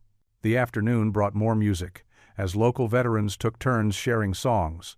Some brought guitars, others just their voices. The mood lifted with each passing hour as people who had arrived tense and guarded began to relax and connect. "Eva," Caleb called softly, catching her as she passed. "Look at what you've created here." He gestured to the scene before them. Veterans talking and laughing, children playing, medical care happening without fear or judgment. She shook her head. "We all created this. Every volunteer, every veteran who trusted us enough to come." But her eyes shone with quiet pride. As the sun began to set, paper lanterns were lit around the perimeter of the clinic grounds. Their warm glow reflected off the harbor waters, creating a magical atmosphere. Families began gathering blankets on the grass for the evening cool-down. Maggie sat with a group of elderly veterans sharing stories of their younger days. Noah had curled up next to her, tired but happy, still clutching his clipboard with its important water delivery schedule. Eva finished storing the last of the medical supplies and paused to watch the lanterns dance in the growing dusk.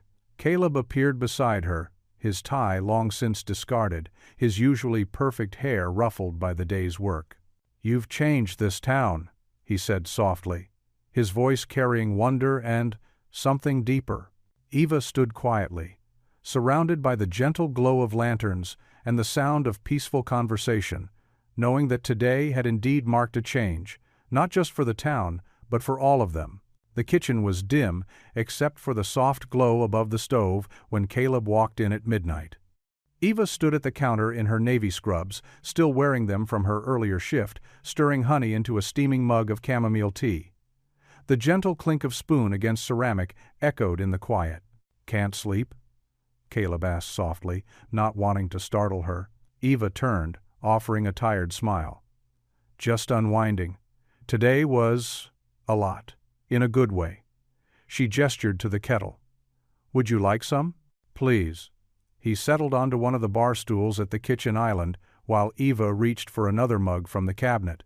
The silence between them felt comfortable as she prepared a second cup of tea. When she slid it across the counter to him, their fingers brushed briefly. Neither pulled away too quickly. "You were amazing today," Caleb said, wrapping his hands around the warm mug. "The way you organized everything, how you knew exactly what each person needed." Eva sat down across from him, her own tea releasing wisps of steam into the air. "Daniel taught me that. He always said the key to helping veterans was to remember their people first, not just patients or cases." At the mention of her late husband's name, Caleb's expression softened. "Tell me about him? If you want to, I mean." Eva traced the rim of her mug with one finger, her wedding ring catching the dim light. "He was steady, the kind of person who made everyone feel safe just by being there. He loved silly jokes and country music, and he could fix anything mechanical." She smiled at the memories. "But what I remember most was how he'd sing Noah to sleep every night. Even when he was deployed, we'd video chat, and he'd never miss it." "He sounds like a wonderful father," Caleb said quietly. "He was." Eva took a sip of tea. "What about you? What happened with Avery? If you don't mind me asking." Caleb's shoulders tensed slightly, but he answered. "We looked perfect on paper. Same social circles, similar backgrounds. But He stared into his tea as if searching for words. She wanted the image more than the reality. When my father died and I started questioning how we used our wealth, she couldn't understand why I'd want to change anything. And now? Eva asked gently. Now I realize how hollow it all was. He met her eyes. What you did today, that's real. The way you care for my mother, how you're raising Noah. That's what matters. Eva felt her cheeks warm under his gaze. I've been thinking about your proposal, she said softly. I know it started as a practical arrangement, Caleb admitted. But Eva, he reached across the counter, hesitating before laying his hand over hers. These past weeks, watching you, getting to know you, I want more than duty. If you're willing. Eva's heart thundered in her chest as she turned her hand to interlace their fingers. I want that too. Caleb stood slowly, moving around the island until he stood beside her stool. His free hand came up to cup her cheek, thumb brushing softly across her skin. May I? He whispered. Eva nodded, tilting her face up to his. The kiss was gentle, almost reverent. A question and an answer, all at once. His lips were warm against hers, and she felt the careful restraint in how he held her, like she was precious and fragile. When they broke apart, Caleb rested his forehead against hers for a moment. We'll take this slow, he promised. Do this right. I'd like that, Eva whispered back. They stayed there for a moment, sharing the quiet peace of new beginnings. Later, as Eva slipped into her bed in the guest wing, she touched her fingers to her lips, still feeling the echo of that kiss. For the first time since Daniel's death, possibility bloomed in her heart like a flower opening to the sun. She settled against her pillows with a smile, one that stayed until sleep claimed her. The autumn sunshine felt like a lie as Caleb's Tesla screeched into the mansion's circular driveway. He slammed the car door, his normally composed face twisted with fury. His expensive suit jacket flapped open as he rushed up the stone steps, taking them two at a time. Eva was in the sunroom with Maggie, helping her arrange dried flowers in a vase, when she heard his thundering footsteps. The peaceful afternoon shattered as Caleb burst through the French doors, his phone clutched in his trembling hand. Eva, we have a problem. His voice was hoarse. A big one. She straightened, immediately alert at his tone. Maggie looked up, confused by the tension suddenly filling the room. Someone edited security footage from the hospital. They've posted it online, making it look like... He couldn't finish, just thrust the phone at her. Eva's hands shook as she took it. The video showed her in Maggie's hospital room, but the footage was chopped and spliced. What had been gentle repositioning looked like rough handling. Her singing appeared as angry muttering. Worst of all, they'd edited out the moments of care, leaving only the times she stepped away to chart or fetch supplies. But this never... Eva's throat closed up. She knew exactly which night this was from, remembered every minute of her careful attention to Maggie. I know, Caleb said, running a hand through his usually perfect hair. But Evelyn Dane has already called an emergency board meeting. They're suspending your home care privileges pending investigation. Eva's legs went weak. She sank into the nearest chair, still clutching the phone. But Maggie needs consistency. She gets so confused with new faces. As if to prove her point, Maggie began humming nervously, picking at the dried flowers with agitated fingers. The doorbell rang, its cheerful chime now sinister. Caleb's jaw clenched as he went to answer it. Eva heard multiple voices in the foyer official, stern voices that made her stomach drop. Two women in business attire entered the sunroom, followed by a police officer. The taller woman held up a badge. Mrs. Martinez? I'm Sandra Torres from Child Protective Services. We've received a concerning report. Eva's world tilted sideways. Noah, she whispered. He's at school. Given the nature of the allegations and pending investigation, we'll need to arrange temporary placement with a family member, Sandra said, her tone professionally neutral, but her eyes sympathetic. My mother, Eva managed. Abuela Rosa. She's on my approved guardian list at the school. Sandra nodded, making notes. We'll need to speak with her and conduct a home visit, but that should work for now. Maggie's humming grew louder, more distressed. The flowers scattered across the table as her hands moved faster, more erratically. "Please," Eva said. "Let me calm her first. She doesn't do well with strangers or tension." "I'm sorry, but you'll need to step away from Mrs. Whitmore immediately," the second woman said. She introduced herself as Dr. Helen Parker from the Hospital Ethics Board. "Until this matter is resolved, you cannot provide direct care." Eva's training warred with her heart as Maggie began to rock, her humming turning to worried murmurs. "Jesus loves me, this I know," Maggie sang brokenly, over and over. "Mother," Caleb said gently, moving to Maggie's side. "It's all right, I'm here." But Maggie pulled away from him, reaching for Eva with trembling hands. "Where's my nurse? The one with hurricane hands. She keeps me safe." Eva had to turn away, tears burning her eyes. She heard Caleb trying to soothe his mother while the officials continued speaking about protocols and investigations and temporary measures. Their words blurred together like a nightmare. She was allowed to pack a small bag for Noah. In his room, her hands shook as she folded his favorite t-shirts and tucked his toothbrush into the front pocket. The worn stuffed penguin that was his bedtime comfort.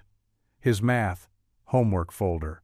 The CPS workers escorted her to Abuela Rosa's modest house. Her mother's face was fierce with protective love as she gathered Eva in her arms, whispering prayers in Spanish. But Eva could barely feel the embrace through her numbness. When Noah's school bus dropped him off, Eva had to explain that he'd be staying with Abuela for a little while. His dark eyes, so like Daniel's, filled with confusion and hurt. "But why can't we go home? Did I do something wrong?" "No, mi amor." Eva pulled him close, breathing in his little boy scent of pencil shavings and fruit snacks. "Sometimes grown-ups need to sort out complicated things. But Abuela will take good care of you. Will you stay too?" The tears she'd been holding back finally spilled over. "I have to go back to the mansion to take care of Miss Maggie, but I'll call you every night, I promise." Noah's lower lip trembled as he handed her his favorite toy car, a small red matchbox that had belonged to Daniel.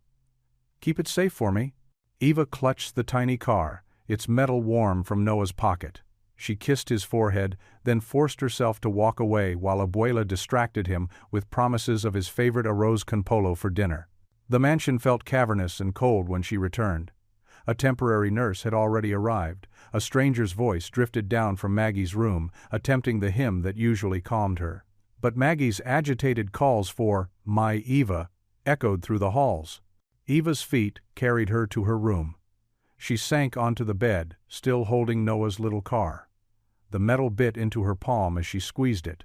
"God, please," she whispered through her tears.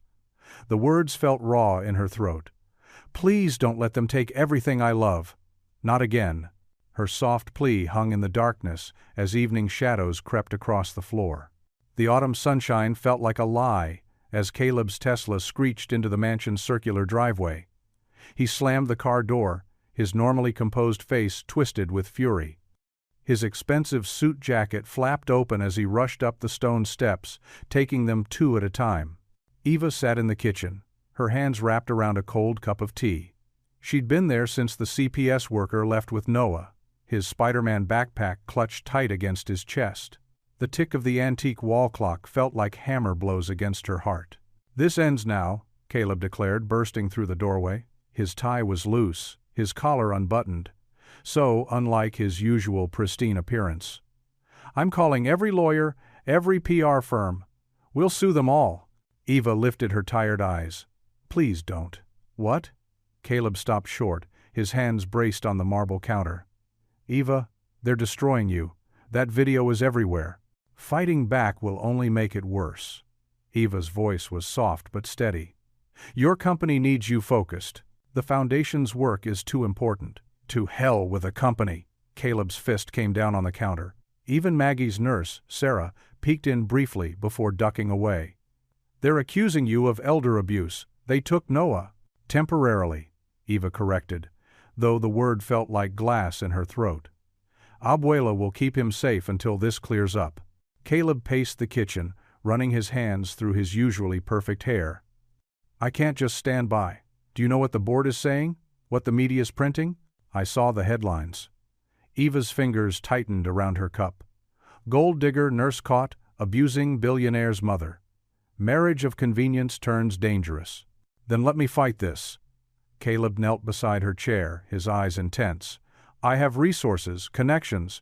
We can prove that video was doctored. Eva reached out, touching his cheek gently. And risk everything you've built? The scholarships? The veteran programs? She shook her head. I won't let you burn it all down for me. Eva, I need some air, she whispered, standing. I'm going to the church. The walk to First Presbyterian felt longer than usual.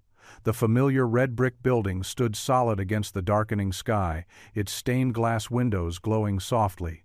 Reverend Thomas was in his usual spot in the garden, tending to his autumn mums. I wondered when you'd come, he said without turning around. His weathered hands continued working the soil. Eva sank onto the wooden bench nearby. I don't know what to do, Reverend. Everything's falling apart. Reverend Thomas straightened slowly, his Vietnam veteran's cap catching the last rays of sunlight. Tell me. She did, the whole story spilling out. The edited video, the suspension, Noah's temporary removal, Caleb's rage, and her fear of him destroying himself to defend her. The pastor listened quietly, nodding occasionally. When she finished, he settled beside her on the bench. You know, during the war, we had a saying, the darker the night, the brighter the stars. I don't see any stars right now, Eva admitted. That's because you're looking down. Reverend Thomas's voice was gentle but firm. We fight lies with light, Eva. Not with more darkness, not with revenge, but with truth and grace. But how? Her voice cracked. They took my son, temporarily, he echoed her earlier words. And truth has a way of surfacing, like a cork in water. You keep doing what you've always done. Serve with love, pray with faith, and trust God's timing. Back at the mansion, Eva found Caleb in his study, surrounded by laptops and papers. His jacket was off, sleeves rolled up, as he barked orders into his phone. I want every second of security footage from the past month, yes, including the hallway cameras. No, I don't care about privacy policies. Get me that footage. Caleb, Eva said softly from the doorway. He held up one finger, still arguing into the phone. I don't care what time it is in Tokyo. Wake them up. This is priority one. Caleb. She tried again. He finally looked up, his face softening slightly. I'll call back, he said into the phone before hanging up. Eva, I'm making progress. I've got 3 separate tech teams analyzing the video for tampering, and my security chief is… Stop. She moved into the room, perching on the edge of his desk. You need to rest. Rest? He laughed harshly. While you're being crucified in the press? While Noah's away? While my mother… He caught himself, running a hand over his face. I can't rest. I won't. Eva reached out, straightening his crooked tie. You can't help anyone if you collapse. When's the last time you ate? The question seemed to catch him off guard. I'm not sure. That's what I thought. She stood, tugging gently at his arm. Come on. Sarah made chicken soup. Maggie's already had some and is sleeping peacefully. Eva. His voice stopped her. I know you want to protect me, protect the Foundation's work. But I need you to understand something. He took her hands in his. None of it means anything if we let lies win. If we let them hurt you like this. Tears pricked at her eyes. And what about Noah? What about the families counting on those programs? We'll figure it out. His thumb brushed over her knuckles. Together. Just let me try. Please.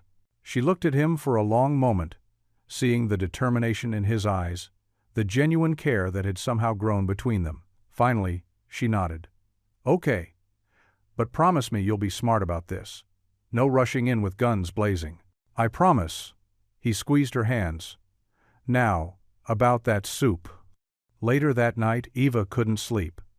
The guest room felt too quiet without Noah's soft breathing from the adjacent bedroom. She moved to the window, drawn by the glow from Caleb's study below. Through the glass, she could see him still at his desk, phone pressed to his ear, fighting for her in his own way. She pressed her palm against the cool window pane, watching him work. The night stretched dark around them both, but somewhere above, hidden by clouds, the stars still shone. Morning light spilled through the floor-to-ceiling windows of Caleb's office, casting long shadows across the polished hardwood floors. The view of the harbor stretched out beyond, but no one was admiring it today.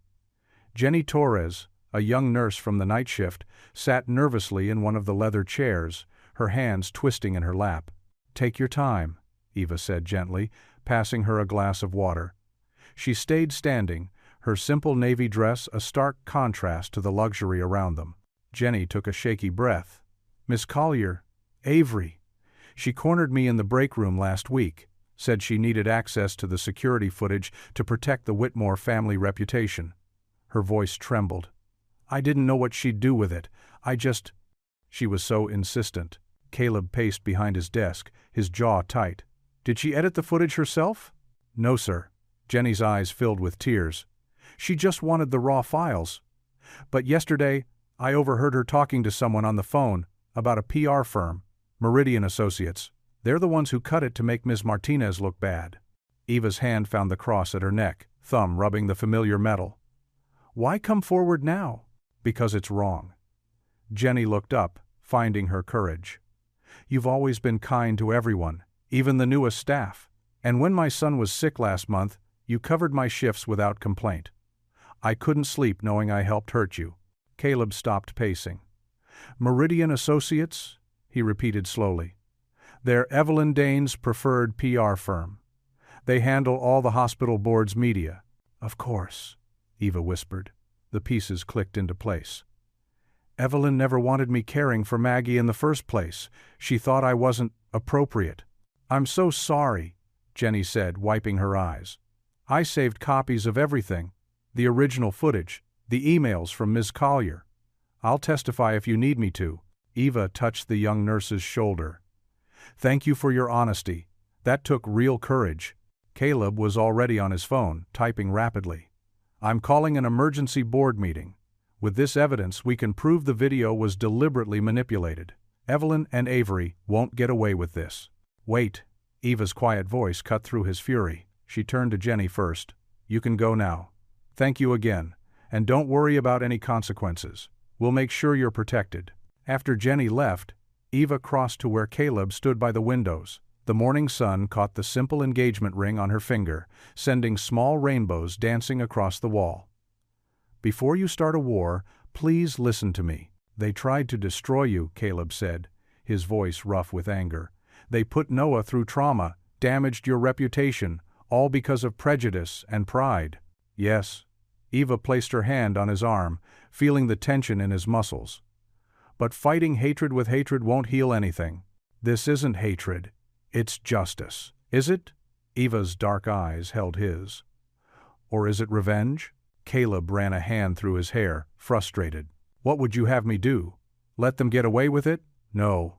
The truth needs to come out." Eva's voice was firm but gentle. "But how we handle it matters. Instead of destroying Evelyn and Avery, what if we showed them a better way? What if mercy became our strength?" "They don't deserve mercy. None of us do. That's what makes it mercy." Eva smiled softly. "Remember what you told me about your father? How he built his company on integrity, not intimidation?" Caleb's shoulders slowly relaxed under her touch. "You're suggesting we take the high road. I'm suggesting we let the truth speak for itself. Present the evidence calmly, give them a chance to admit their wrongs, focus on clearing my name rather than ruining theirs." Eva squeezed his arm. "The clinic needs the hospital board's support. Burning bridges won't help the veterans and families we want to serve." Caleb turned to face her fully, wonder replacing anger in his expression. "You're thinking about helping others even now?" "It's who I am." Eva's smile held a hint of mischief. "It's why you proposed, remember?" "No," Caleb said softly. He took her hand, his thumb brushing over her ring. "I proposed because your compassion humbles me. Because you make me want to be a better man." He lifted her hand to his lips, pressing a gentle kiss to her knuckles. "The truth will set us free." Eva's cheeks flushed pink, but her eyes remained steady. "Then let's handle this with grace. Show them what real strength looks like." "All right." Caleb straightened his tie, purpose replacing fury. I'll call the board meeting, but frame it as a chance to review new evidence. No accusations, no threats, just facts. And I'll pray for wisdom, Eva said. For all of us. You really think Evelyn and Avery can change? Eva looked out at the harbor, where morning light danced on the waves. I have to believe that light is stronger than darkness. That truth spoken in love can soften even the hardest heart. The evening sun cast long shadows through the stained glass windows of First Presbyterian, painting the packed church hall in muted colors. Wooden pews creaked under the weight of what seemed like half the town, their whispers echoing off the vaulted ceiling. Eva sat in the front row beside Abuela Rosa, who clutched Noah's hand tightly. The boy fidgeted with his collar, uncomfortable in his Sunday best. Reverend Thomas stood at the pulpit first, his weathered face serious. We gather tonight to hear truth speak. Mr. Whitmore has called this town hall for a reason. He gestured to Caleb, who rose from his seat, straightening his tie. The whispers died as Caleb approached the pulpit. Gone was his usual commanding presence.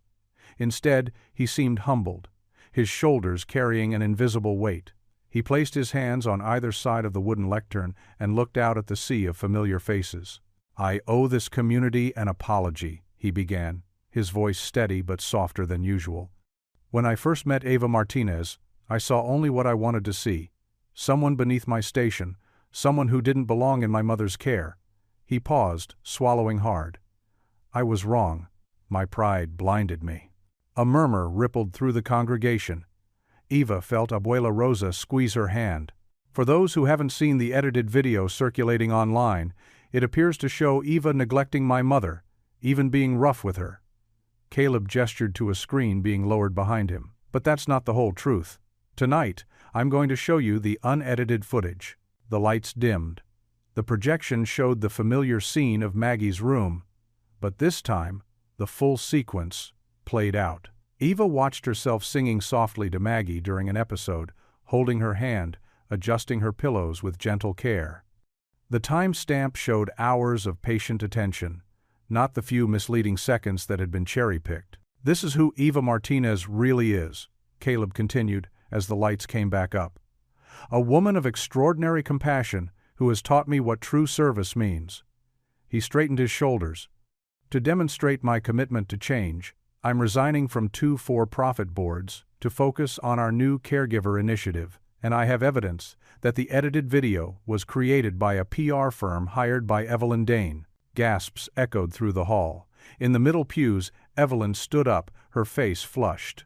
You can't prove. Actually, we can. Caleb held up a folder. The contract bears your signature, Evelyn.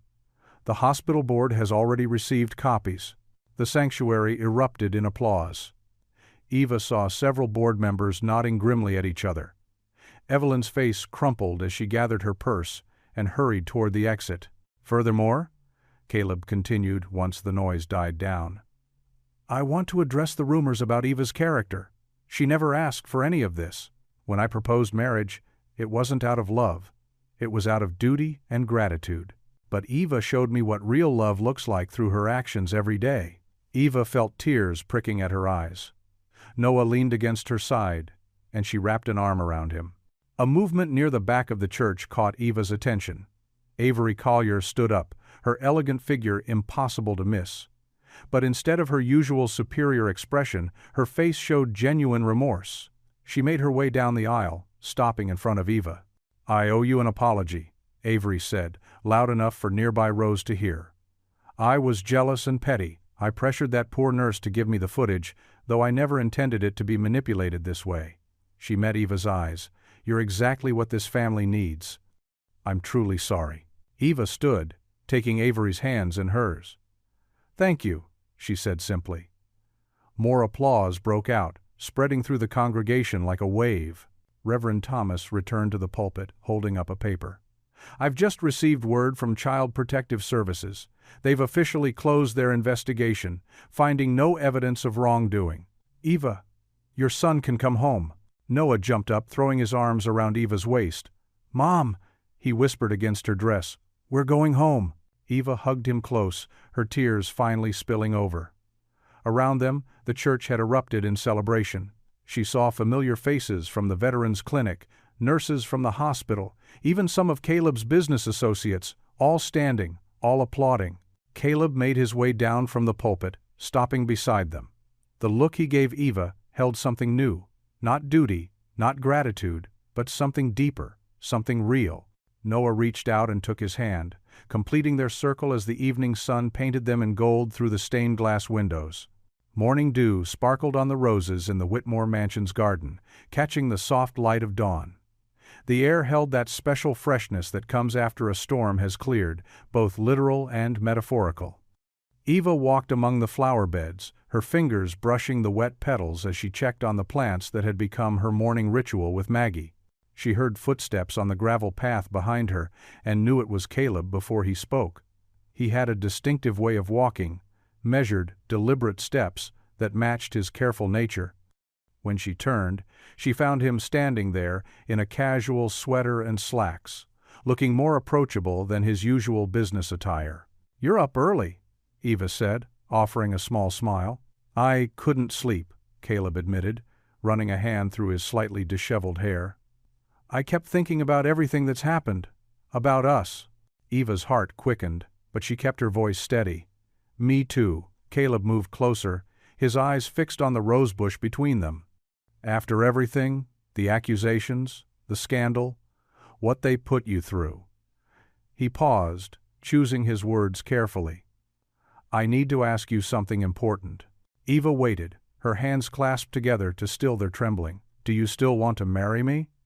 Caleb's voice was quiet but clear. "I would understand completely if you've changed your mind. This wasn't what you signed up for." The morning breeze rustled the leaves around them as Eva considered his question. She thought about the past weeks. The pain, yes, but also the moments of grace. The way Caleb had fought for her truth. How he'd put aside his pride to protect what mattered. "You know," Eva said softly, "when Daniel died, I thought I'd never find love again. I didn't want to. But God has a way of surprising us." She stepped around the rosebush to face him directly. "What started as an arrangement has become something real. When you stood up in that church and chose truth over reputation, I saw your heart clearly for the first time." Caleb's eyes softened. "You changed me, Eva. You and Noah both. Before you came, I thought I could control everything with money and influence. But you showed me what real strength looks like." "It looks like trust," Eva said, reaching for his hand. "It looks like choosing to believe in someone even when the world tells you not to." "Is that a yes?" Caleb asked, hope warming his voice. Eva squeezed his hand. "Yes, not for security or money, or any of the reasons we first talked about, but because somewhere between all the chaos and pain, I fell in love with you." Caleb pulled her close, pressing his forehead to hers. "I love you too," he whispered. "I think I have for a while now.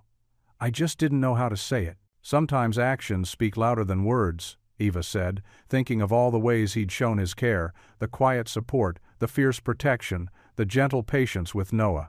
The sound of the garden gate creaking open made them both turn.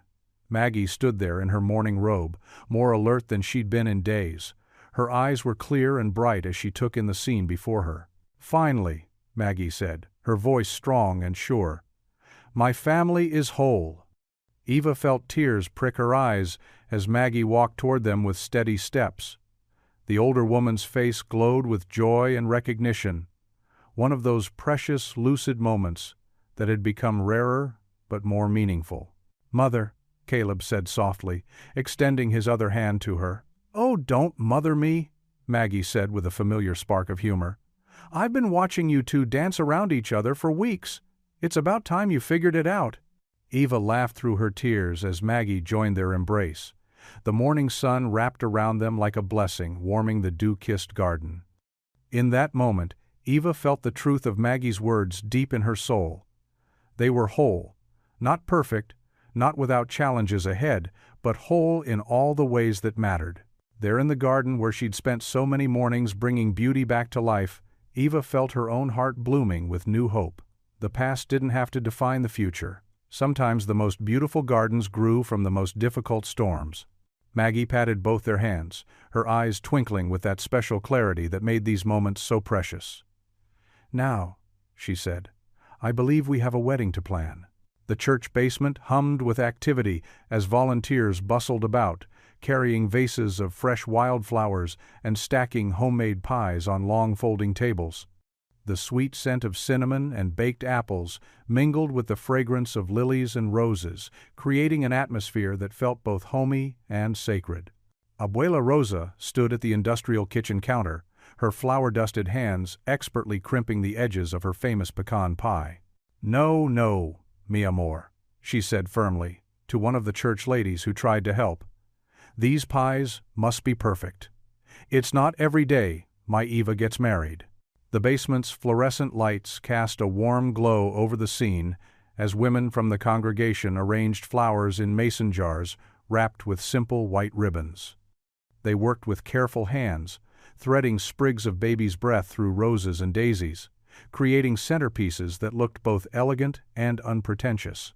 Through the basement's small windows, morning light streamed in as a group of veterans in pressed uniforms gathered on the church lawn. They practiced their formations, rifles gleaming in the sun, determined to give one of their own's widow the honor she deserved. "Left, right, left," called out Sergeant Miller, his voice carrying through the open window. The men moved in perfect synchronization, their boots clicking against the pavement. They had all known Daniel, had served with him, and now they would stand for Eva.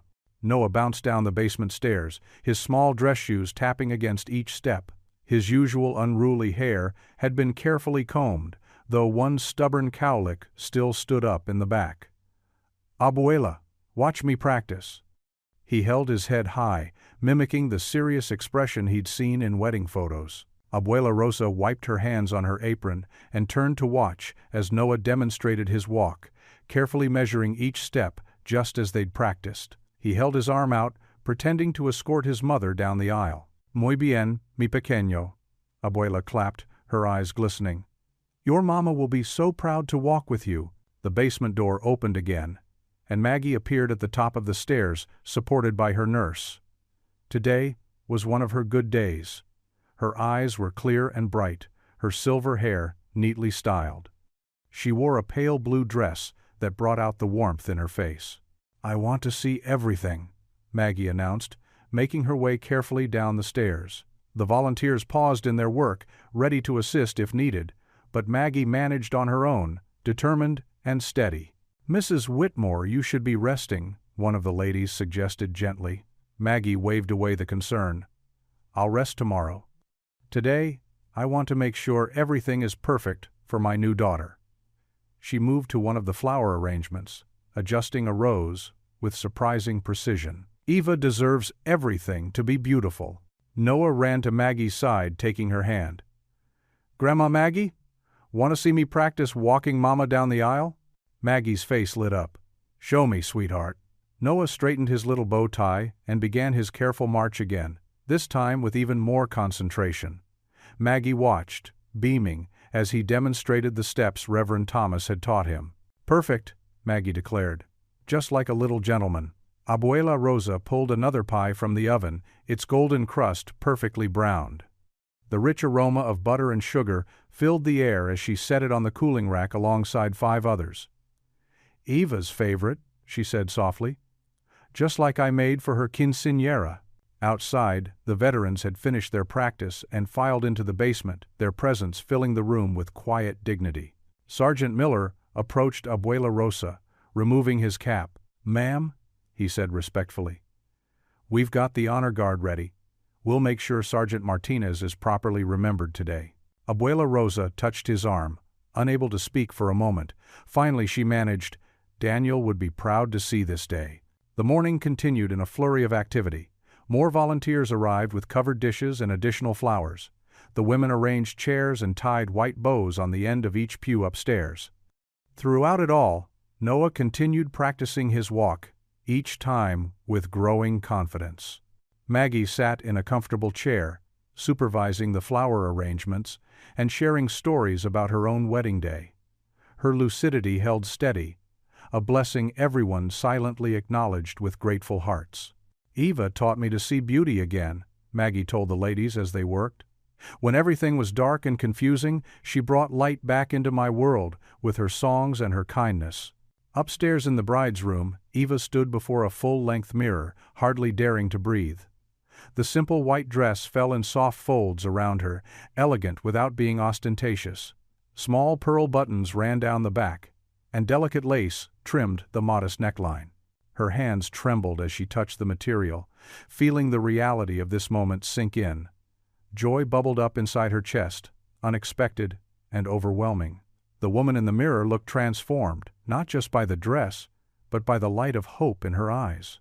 Through the window, she could hear the veterans practicing their rifle salute one final time. The sound brought tears to her eyes, but they were gentle tears, full of gratitude for how love could grow again after loss, how family could be found in unexpected places. She heard Noah's voice in the hallway, still counting his steps out loud, and smiled at his dedication. Her son, who had lost so much, would walk her toward a new beginning. The thought made her heart swell with emotion.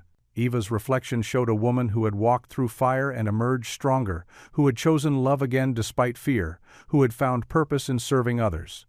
The simple white dress seemed to glow in the morning light, transforming her into a bride who carried both her past and her future with grace. Her hands continued to tremble as she smoothed the fabric, joy radiating through her entire being. This moment, this dress, this day, it was all a testament to God's faithfulness, to love's persistence, to hope's triumph over fear. The church bells pealed across the harbor town, their joyful sound carried on the autumn breeze.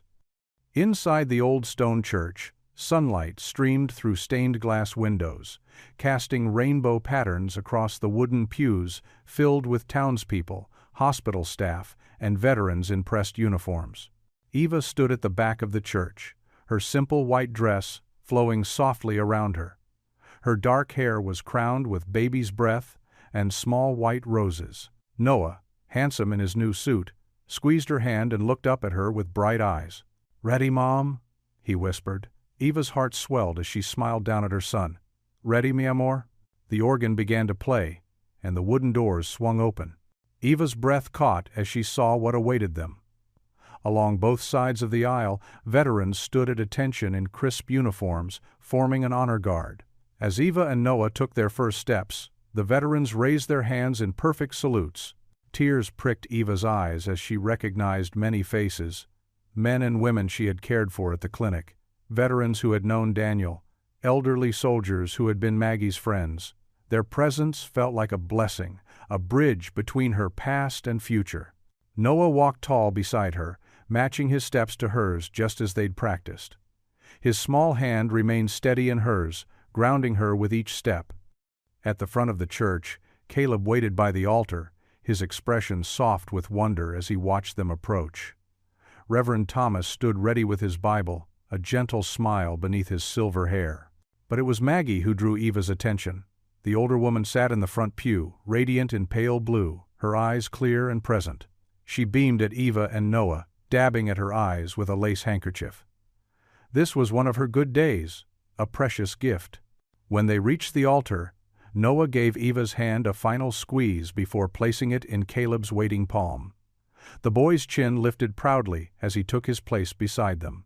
Eva felt Caleb's fingers trembling slightly against hers, and she tightened her grip reassuringly. Reverend Thomas's warm voice filled the sanctuary. "Dearly beloved, we are gathered here today in the sight of God and this congregation to join together this man and this woman in holy matrimony." The familiar words washed over Eva as she gazed at Caleb. His usually composed face was open with emotion, his eyes never leaving hers. She could hardly believe they had come so far from that first contentious night in the hospital. When it came time for the vows, Caleb spoke first, his voice steady despite the tears in his eyes. "Eva, you taught me that true strength lies in gentleness, that real wealth is measured in acts of kindness. You and Noah brought light back into our home and showed me what family really means. I promise to honor your compassionate heart, to support your calling to help others, and to love you both with everything I am. This I vow before God and these witnesses." Eva's voice wavered as she began her own vows. "Caleb, You've given me so much more than security. You've given me partnership, respect, and a love I never expected to find again. I promise to stand beside you in all seasons, to help carry your burdens, and to keep building this beautiful family together. With God's help, I will be your faithful wife, loving you more each day." Noah stepped forward then, holding up the rings on a small velvet pillow. As they exchanged the simple gold bands, Eva heard Maggie's delighted clapping from the front pew. "By the power vested in me," Reverend Thomas proclaimed, "I now pronounce you husband and wife. What God has joined together, let no one put asunder." His eyes twinkled as he added, "You may kiss your bride." Caleb drew Eva close, one hand cupping her cheek with infinite tenderness. When their lips met, the kiss was sweet and pure, a promise sealed. The congregation erupted in applause and cheers. Then the first notes of "Amazing Grace" rose from the organ, and soon the entire church was singing. Eva's heart soared as hundreds of voices joined together. "Amazing Grace, how sweet the sound, that saved a wretch like me. I once was lost, but now am found, was blind, but now I see." The familiar hymn wrapped around them like an embrace as Caleb held Eva close, Noah pressed against their side. Through her tears, Eva saw Maggie singing with all her heart, remembered Daniel's favorite hymn, and felt the presence of grace in every note. They stood together as the voices lifted to the rafters. "Through many dangers, toils and snares, we have already come. 'Twas grace that brought us safe thus far, and grace will lead us home." The sunlight streamed stronger through the windows now, blessing them all in its warm glow as the final verse rang out. Eva closed her eyes, surrounded by love, music, and the certainty that grace had indeed led them home. The late afternoon sun cast a golden glow over the church lawn, where dozens of picnic tables dotted the grass, each covered in checkered tablecloths and laden with homemade dishes. The scent of Abuela Rosa's famous empanadas mingled with fresh-baked rolls and sweet pecan pies. Paper lanterns strung between trees swayed gently in the breeze, waiting for dusk to transform them into soft beacons. Children darted between the tables playing tag, their laughter punctuating the steady hum of conversation. Noah led a group of kids in an impromptu game of freeze tag, his suit jacket forgotten on a chair as he raced across the grass. His tie, loosened but still properly knotted, as Eva had shown him, fluttered behind him like a banner. Near the stone church steps, a cluster of veterans gathered, their medals catching the sunlight. They shared stories, voices low and respectful, occasionally breaking into warm laughter. Some wore their dress uniforms, others simple suits, but all bore the quiet dignity of service. "Remember that clinic day last winter?" one veteran asked, adjusting his cane. "Ms. Martinez, Mrs. Whitmore now, she spent an hour just listening to my stories about Korea. Never met anyone who cared like that." Another veteran nodded, his weathered face creasing into a smile.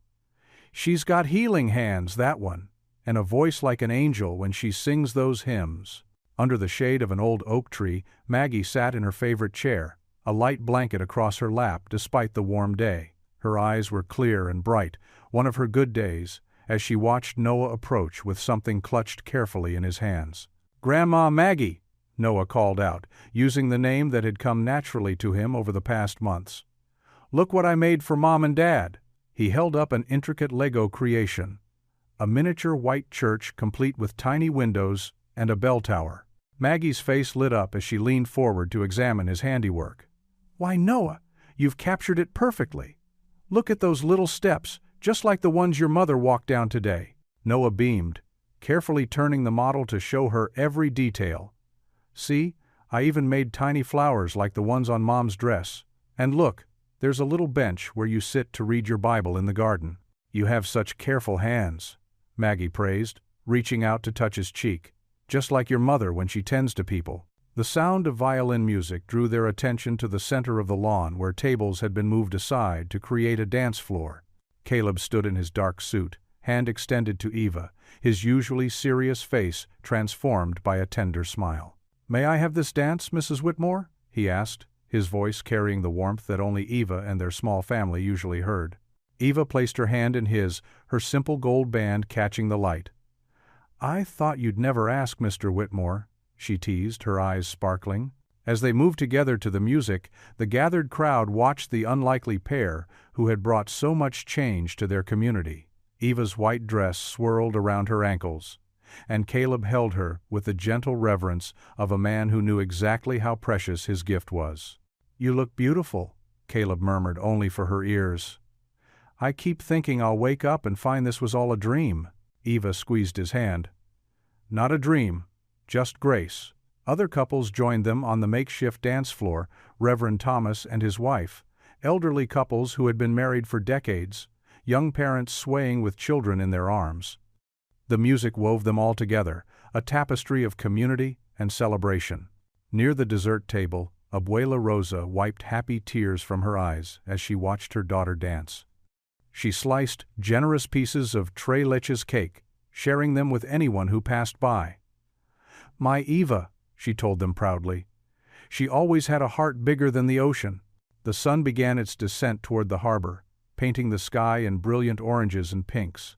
Someone lit the paper lanterns, and they glowed like earthbound stars among the trees. Children stopped their games to watch in wonder as the light changed. Noah returned to Maggie's side, carefully setting his Lego church on the table beside her. "Will you tell me the story about when Mom first sang to you?" he asked, settling at her feet. "The one from the hospital?" Maggie's eyes softened with memory. "Oh yes, that blessed night. I was so frightened, you see. Everything was shadows and strange faces. But then I heard her voice singing Blessed Assurance, and it was like a light in the darkness. As the sky deepened to purple, someone brought out paper sky lanterns. The veterans helped distribute them, showing people how to hold them carefully until the hot air filled the delicate paper shells. Caleb and Eva stood at the edge of the harbor wall, Noah between them. Their lantern glowed warmly in Eva's hands as Caleb lit the fuel cell. Together, they watched it fill with air, growing taut and eager for flight. "Make a wish," Noah whispered excitedly. Eva leaned against Caleb's shoulder, feeling the solid strength of him, the certainty that had grown between them. All around them, other lanterns rose into the twilight sky, carrying prayers and hopes upward like silent fireworks. Their own lantern tugged gently, ready to join its companions. Eva felt Caleb's arms slip around her waist as they watched it rise, a bright point of light ascending into the darkening sky. Noah pressed against her other side, and over by the oak tree, Maggie's clear voice rose in a familiar hymn. The harbor water reflected the floating lights, doubling their beauty, as if heaven and earth were sharing the same stars.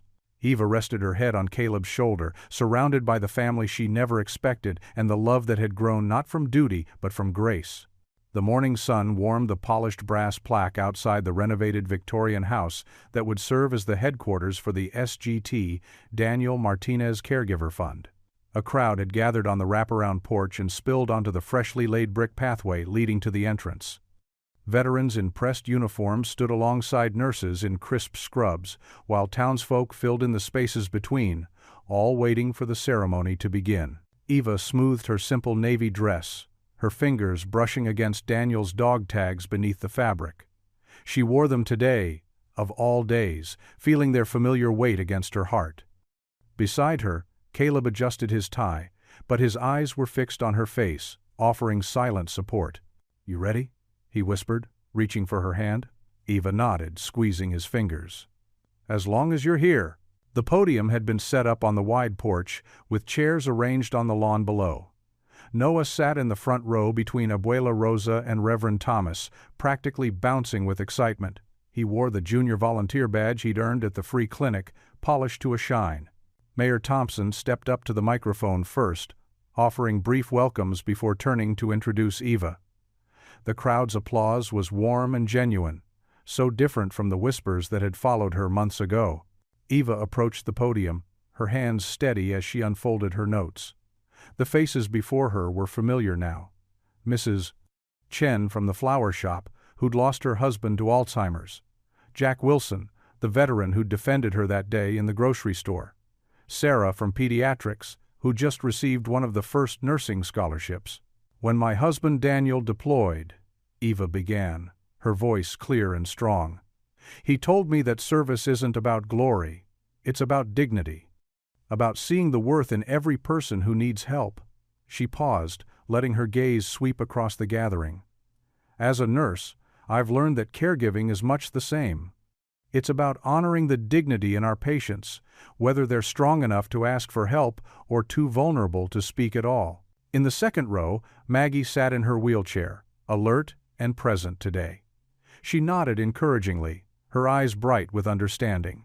The antique locket, the one that had once caused such trouble, gleamed at her throat, a symbol of trust restored. This foundation, Eva continued, isn't just about providing scholarships or grants. It's about creating a community where caregivers know they're not alone, where families struggling with medical bills can find support, where nurses can pursue their calling without choosing between education and empty cupboards. She gestured to the house behind her, its fresh paint gleaming in the sunlight. In these rooms, we'll offer training for family caregivers. We'll host support groups. We'll help veterans navigate their benefits. And yes, we'll provide scholarships to future nurses who carry that same commitment to dignity in their hearts. Caleb moved to stand beside her, not taking over the spotlight but offering quiet solidarity. His hand found the small of her back, a gesture that had become as natural as breathing. "My husband believed in serving others," Eva said, her voice softening with emotion but never wavering. "He believed in lifting people up, in protecting those who needed protection. Today we honor his memory not just with words, but with action. Every scholarship awarded, every caregiver supported, every veteran assisted, these are the living echoes of his service." She turned slightly, acknowledging the veterans who stood at attention near the porch steps. "To our service members and their families, we see you. To our caregivers, working long hours with tired hands but loving hearts, we support you. To our nurses, studying by night and serving by day, we believe in you." The red ribbon stretched across the porch steps, rippled in the breeze. Eva lifted the ceremonial scissors, their silver surface catching the light. "With God's grace and this community's strength, we open these doors today. May they always be a place of hope, healing, and dignity." Caleb's hand covered hers on the scissors, and together they cut the ribbon. The crowd erupted in applause and cheers. Noah broke protocol to run up and hug Eva's legs, and she laughed, lifting him up despite his growing size. As the crowd began moving inside for refreshments and tours, Eva watched Maggie wheel herself toward the garden boxes that lined the porch. They'd been her idea, a place where patients and caregivers could find peace in nurturing growing things. Already, herbs and flowers were sprouting, reaching toward the sun. Maggie picked up the copper watering can someone had thoughtfully filled and placed nearby. With careful movements, she began tending to the plants, a contentment settling over her features. Her soft humming carried on the breeze. "Blessed Assurance," the same hymn Eva had sung that first night in the hospital. Eva watched as Maggie gently touched each plant, water droplets catching the light like tiny stars. In that moment, all the struggles and doubts of the past months felt worth it.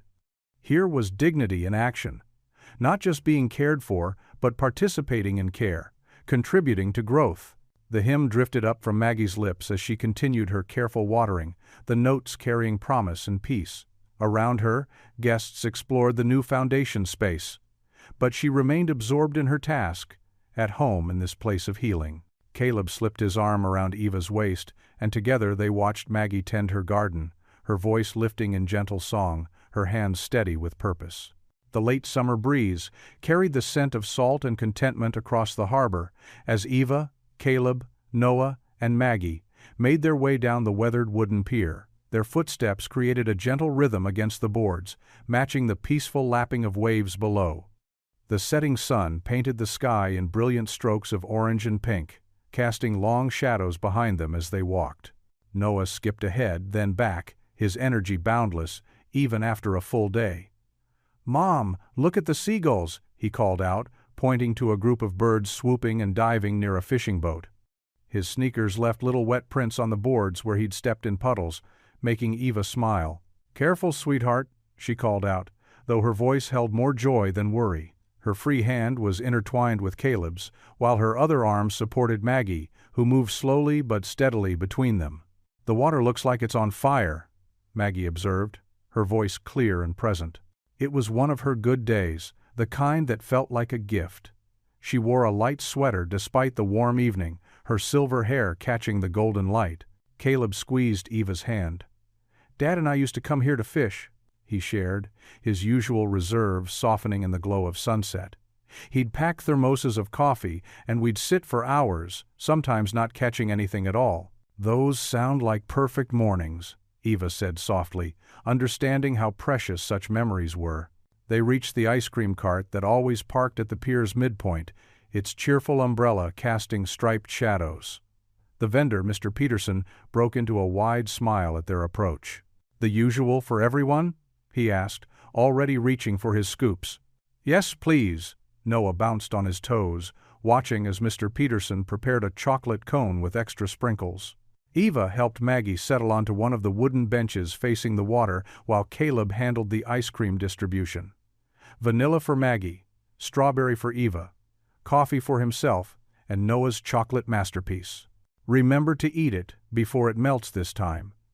Eva teased her son, who had a habit of getting distracted by boats and ending up with sticky fingers. They sat together on the bench, Noah cross-legged on the pier's deck at their feet, all of them watching the sun sink lower toward the horizon. A fishing boat chugged into the harbor, its day's work done. The rhythmic sound of water against the pilings below created a peaceful backdrop to their quiet conversation. "I used to bring Daniel here," Eva shared, her voice soft but steady. "When he was home on leave, we'd watch the boats and dream about maybe having our own someday." Caleb's arm slipped around her shoulders, understanding in his touch. She leaned into him, grateful for how he honored her past while helping build their future. "Tell me about the boats, Mama," Noah requested, tilting his head back to look at her. Ice cream dripped down his cone, but for once, Eva didn't rush to clean it up. "Well, your daddy loved the big sailing ships best," she began, sharing the memory like a gift. "He'd point out all the different parts, the bow, the stern, the mast." "Like that one?" Noah pointed to a sailboat gliding past, its white sails caught in the evening breeze. "Just like that one," Eva confirmed, her heart full at how easily Noah could now talk about Daniel, the pain softened by time and new joy. Maggie finished her ice cream, dabbing at her lips with a napkin. "You know," she said thoughtfully, "I always thought the harbor was prettiest at sunset. All those colors reflecting on the water. It's like God painting just for us." From somewhere in town, church bells began to ring, their melody carried on the wind. Eva closed her eyes for a moment, letting the familiar sound wash over her. Those same bells had rung at their wedding just months ago, and now they felt like a blessing on this peaceful evening. "Look!" Noah jumped up, pointing toward the town. "The lanterns!" Sure enough, the first paper lanterns were rising from the town square, where the evening festival was beginning. They floated up like stars being born, their soft light growing stronger as the sky darkened. "Make a wish," Maggie suggested, her eyes twinkling. Noah screwed his eyes shut tight, wishing with all his might. Eva watched the lanterns climb higher, remembering how Daniel had always said that love was like those lights, it could only rise, bringing hope to the darkness. Caleb drew her closer, and she felt his lips press gently against her temple. "You're quiet," he murmured. Eva turned to him, her heart so full it felt like it might overflow. The sunset painted his usually serious face in warm tones, and love for him, this man who had opened his heart to her and Noah, washed over her anew. A particularly large wave slapped against the pilings, sending up a spray of water that made Noah giggle and scoot back. The sound of the church bells faded, leaving only the eternal conversation between water and shore. More lanterns rose from town, their glow reflecting in the harbor waters. Eva watched them drift overhead, carrying wishes and prayers into the darkening sky. In that moment, she felt Daniel's presence, not as a ghost or a grief, but as a blessing on the family they'd built. "This is home now," Eva whispered. Her words meant for Caleb but somehow encompassing everything. The pier, the harbor, their joined hands, Noah's laughter, Maggie's contented humming, and the lanterns floating like earthbound stars above them all. The sun finally slipped below the horizon, leaving behind a palette of deep purples and blues. The lanterns continued their peaceful ascent, carrying with them the hopes and dreams of the town below. In their gentle light, Eva saw everything she needed: her son's joy, her mother-in-law's peace, her husband's love, and the promise of tomorrow stretching out before them like the endless sea. What would you do if you were in their place? Comment your answer below, and let's see how you'd rewrite the ending. If you enjoyed the story of Eva Martinez, I handpicked the next story that you will enjoy. Please don't miss this one. Click here to watch it.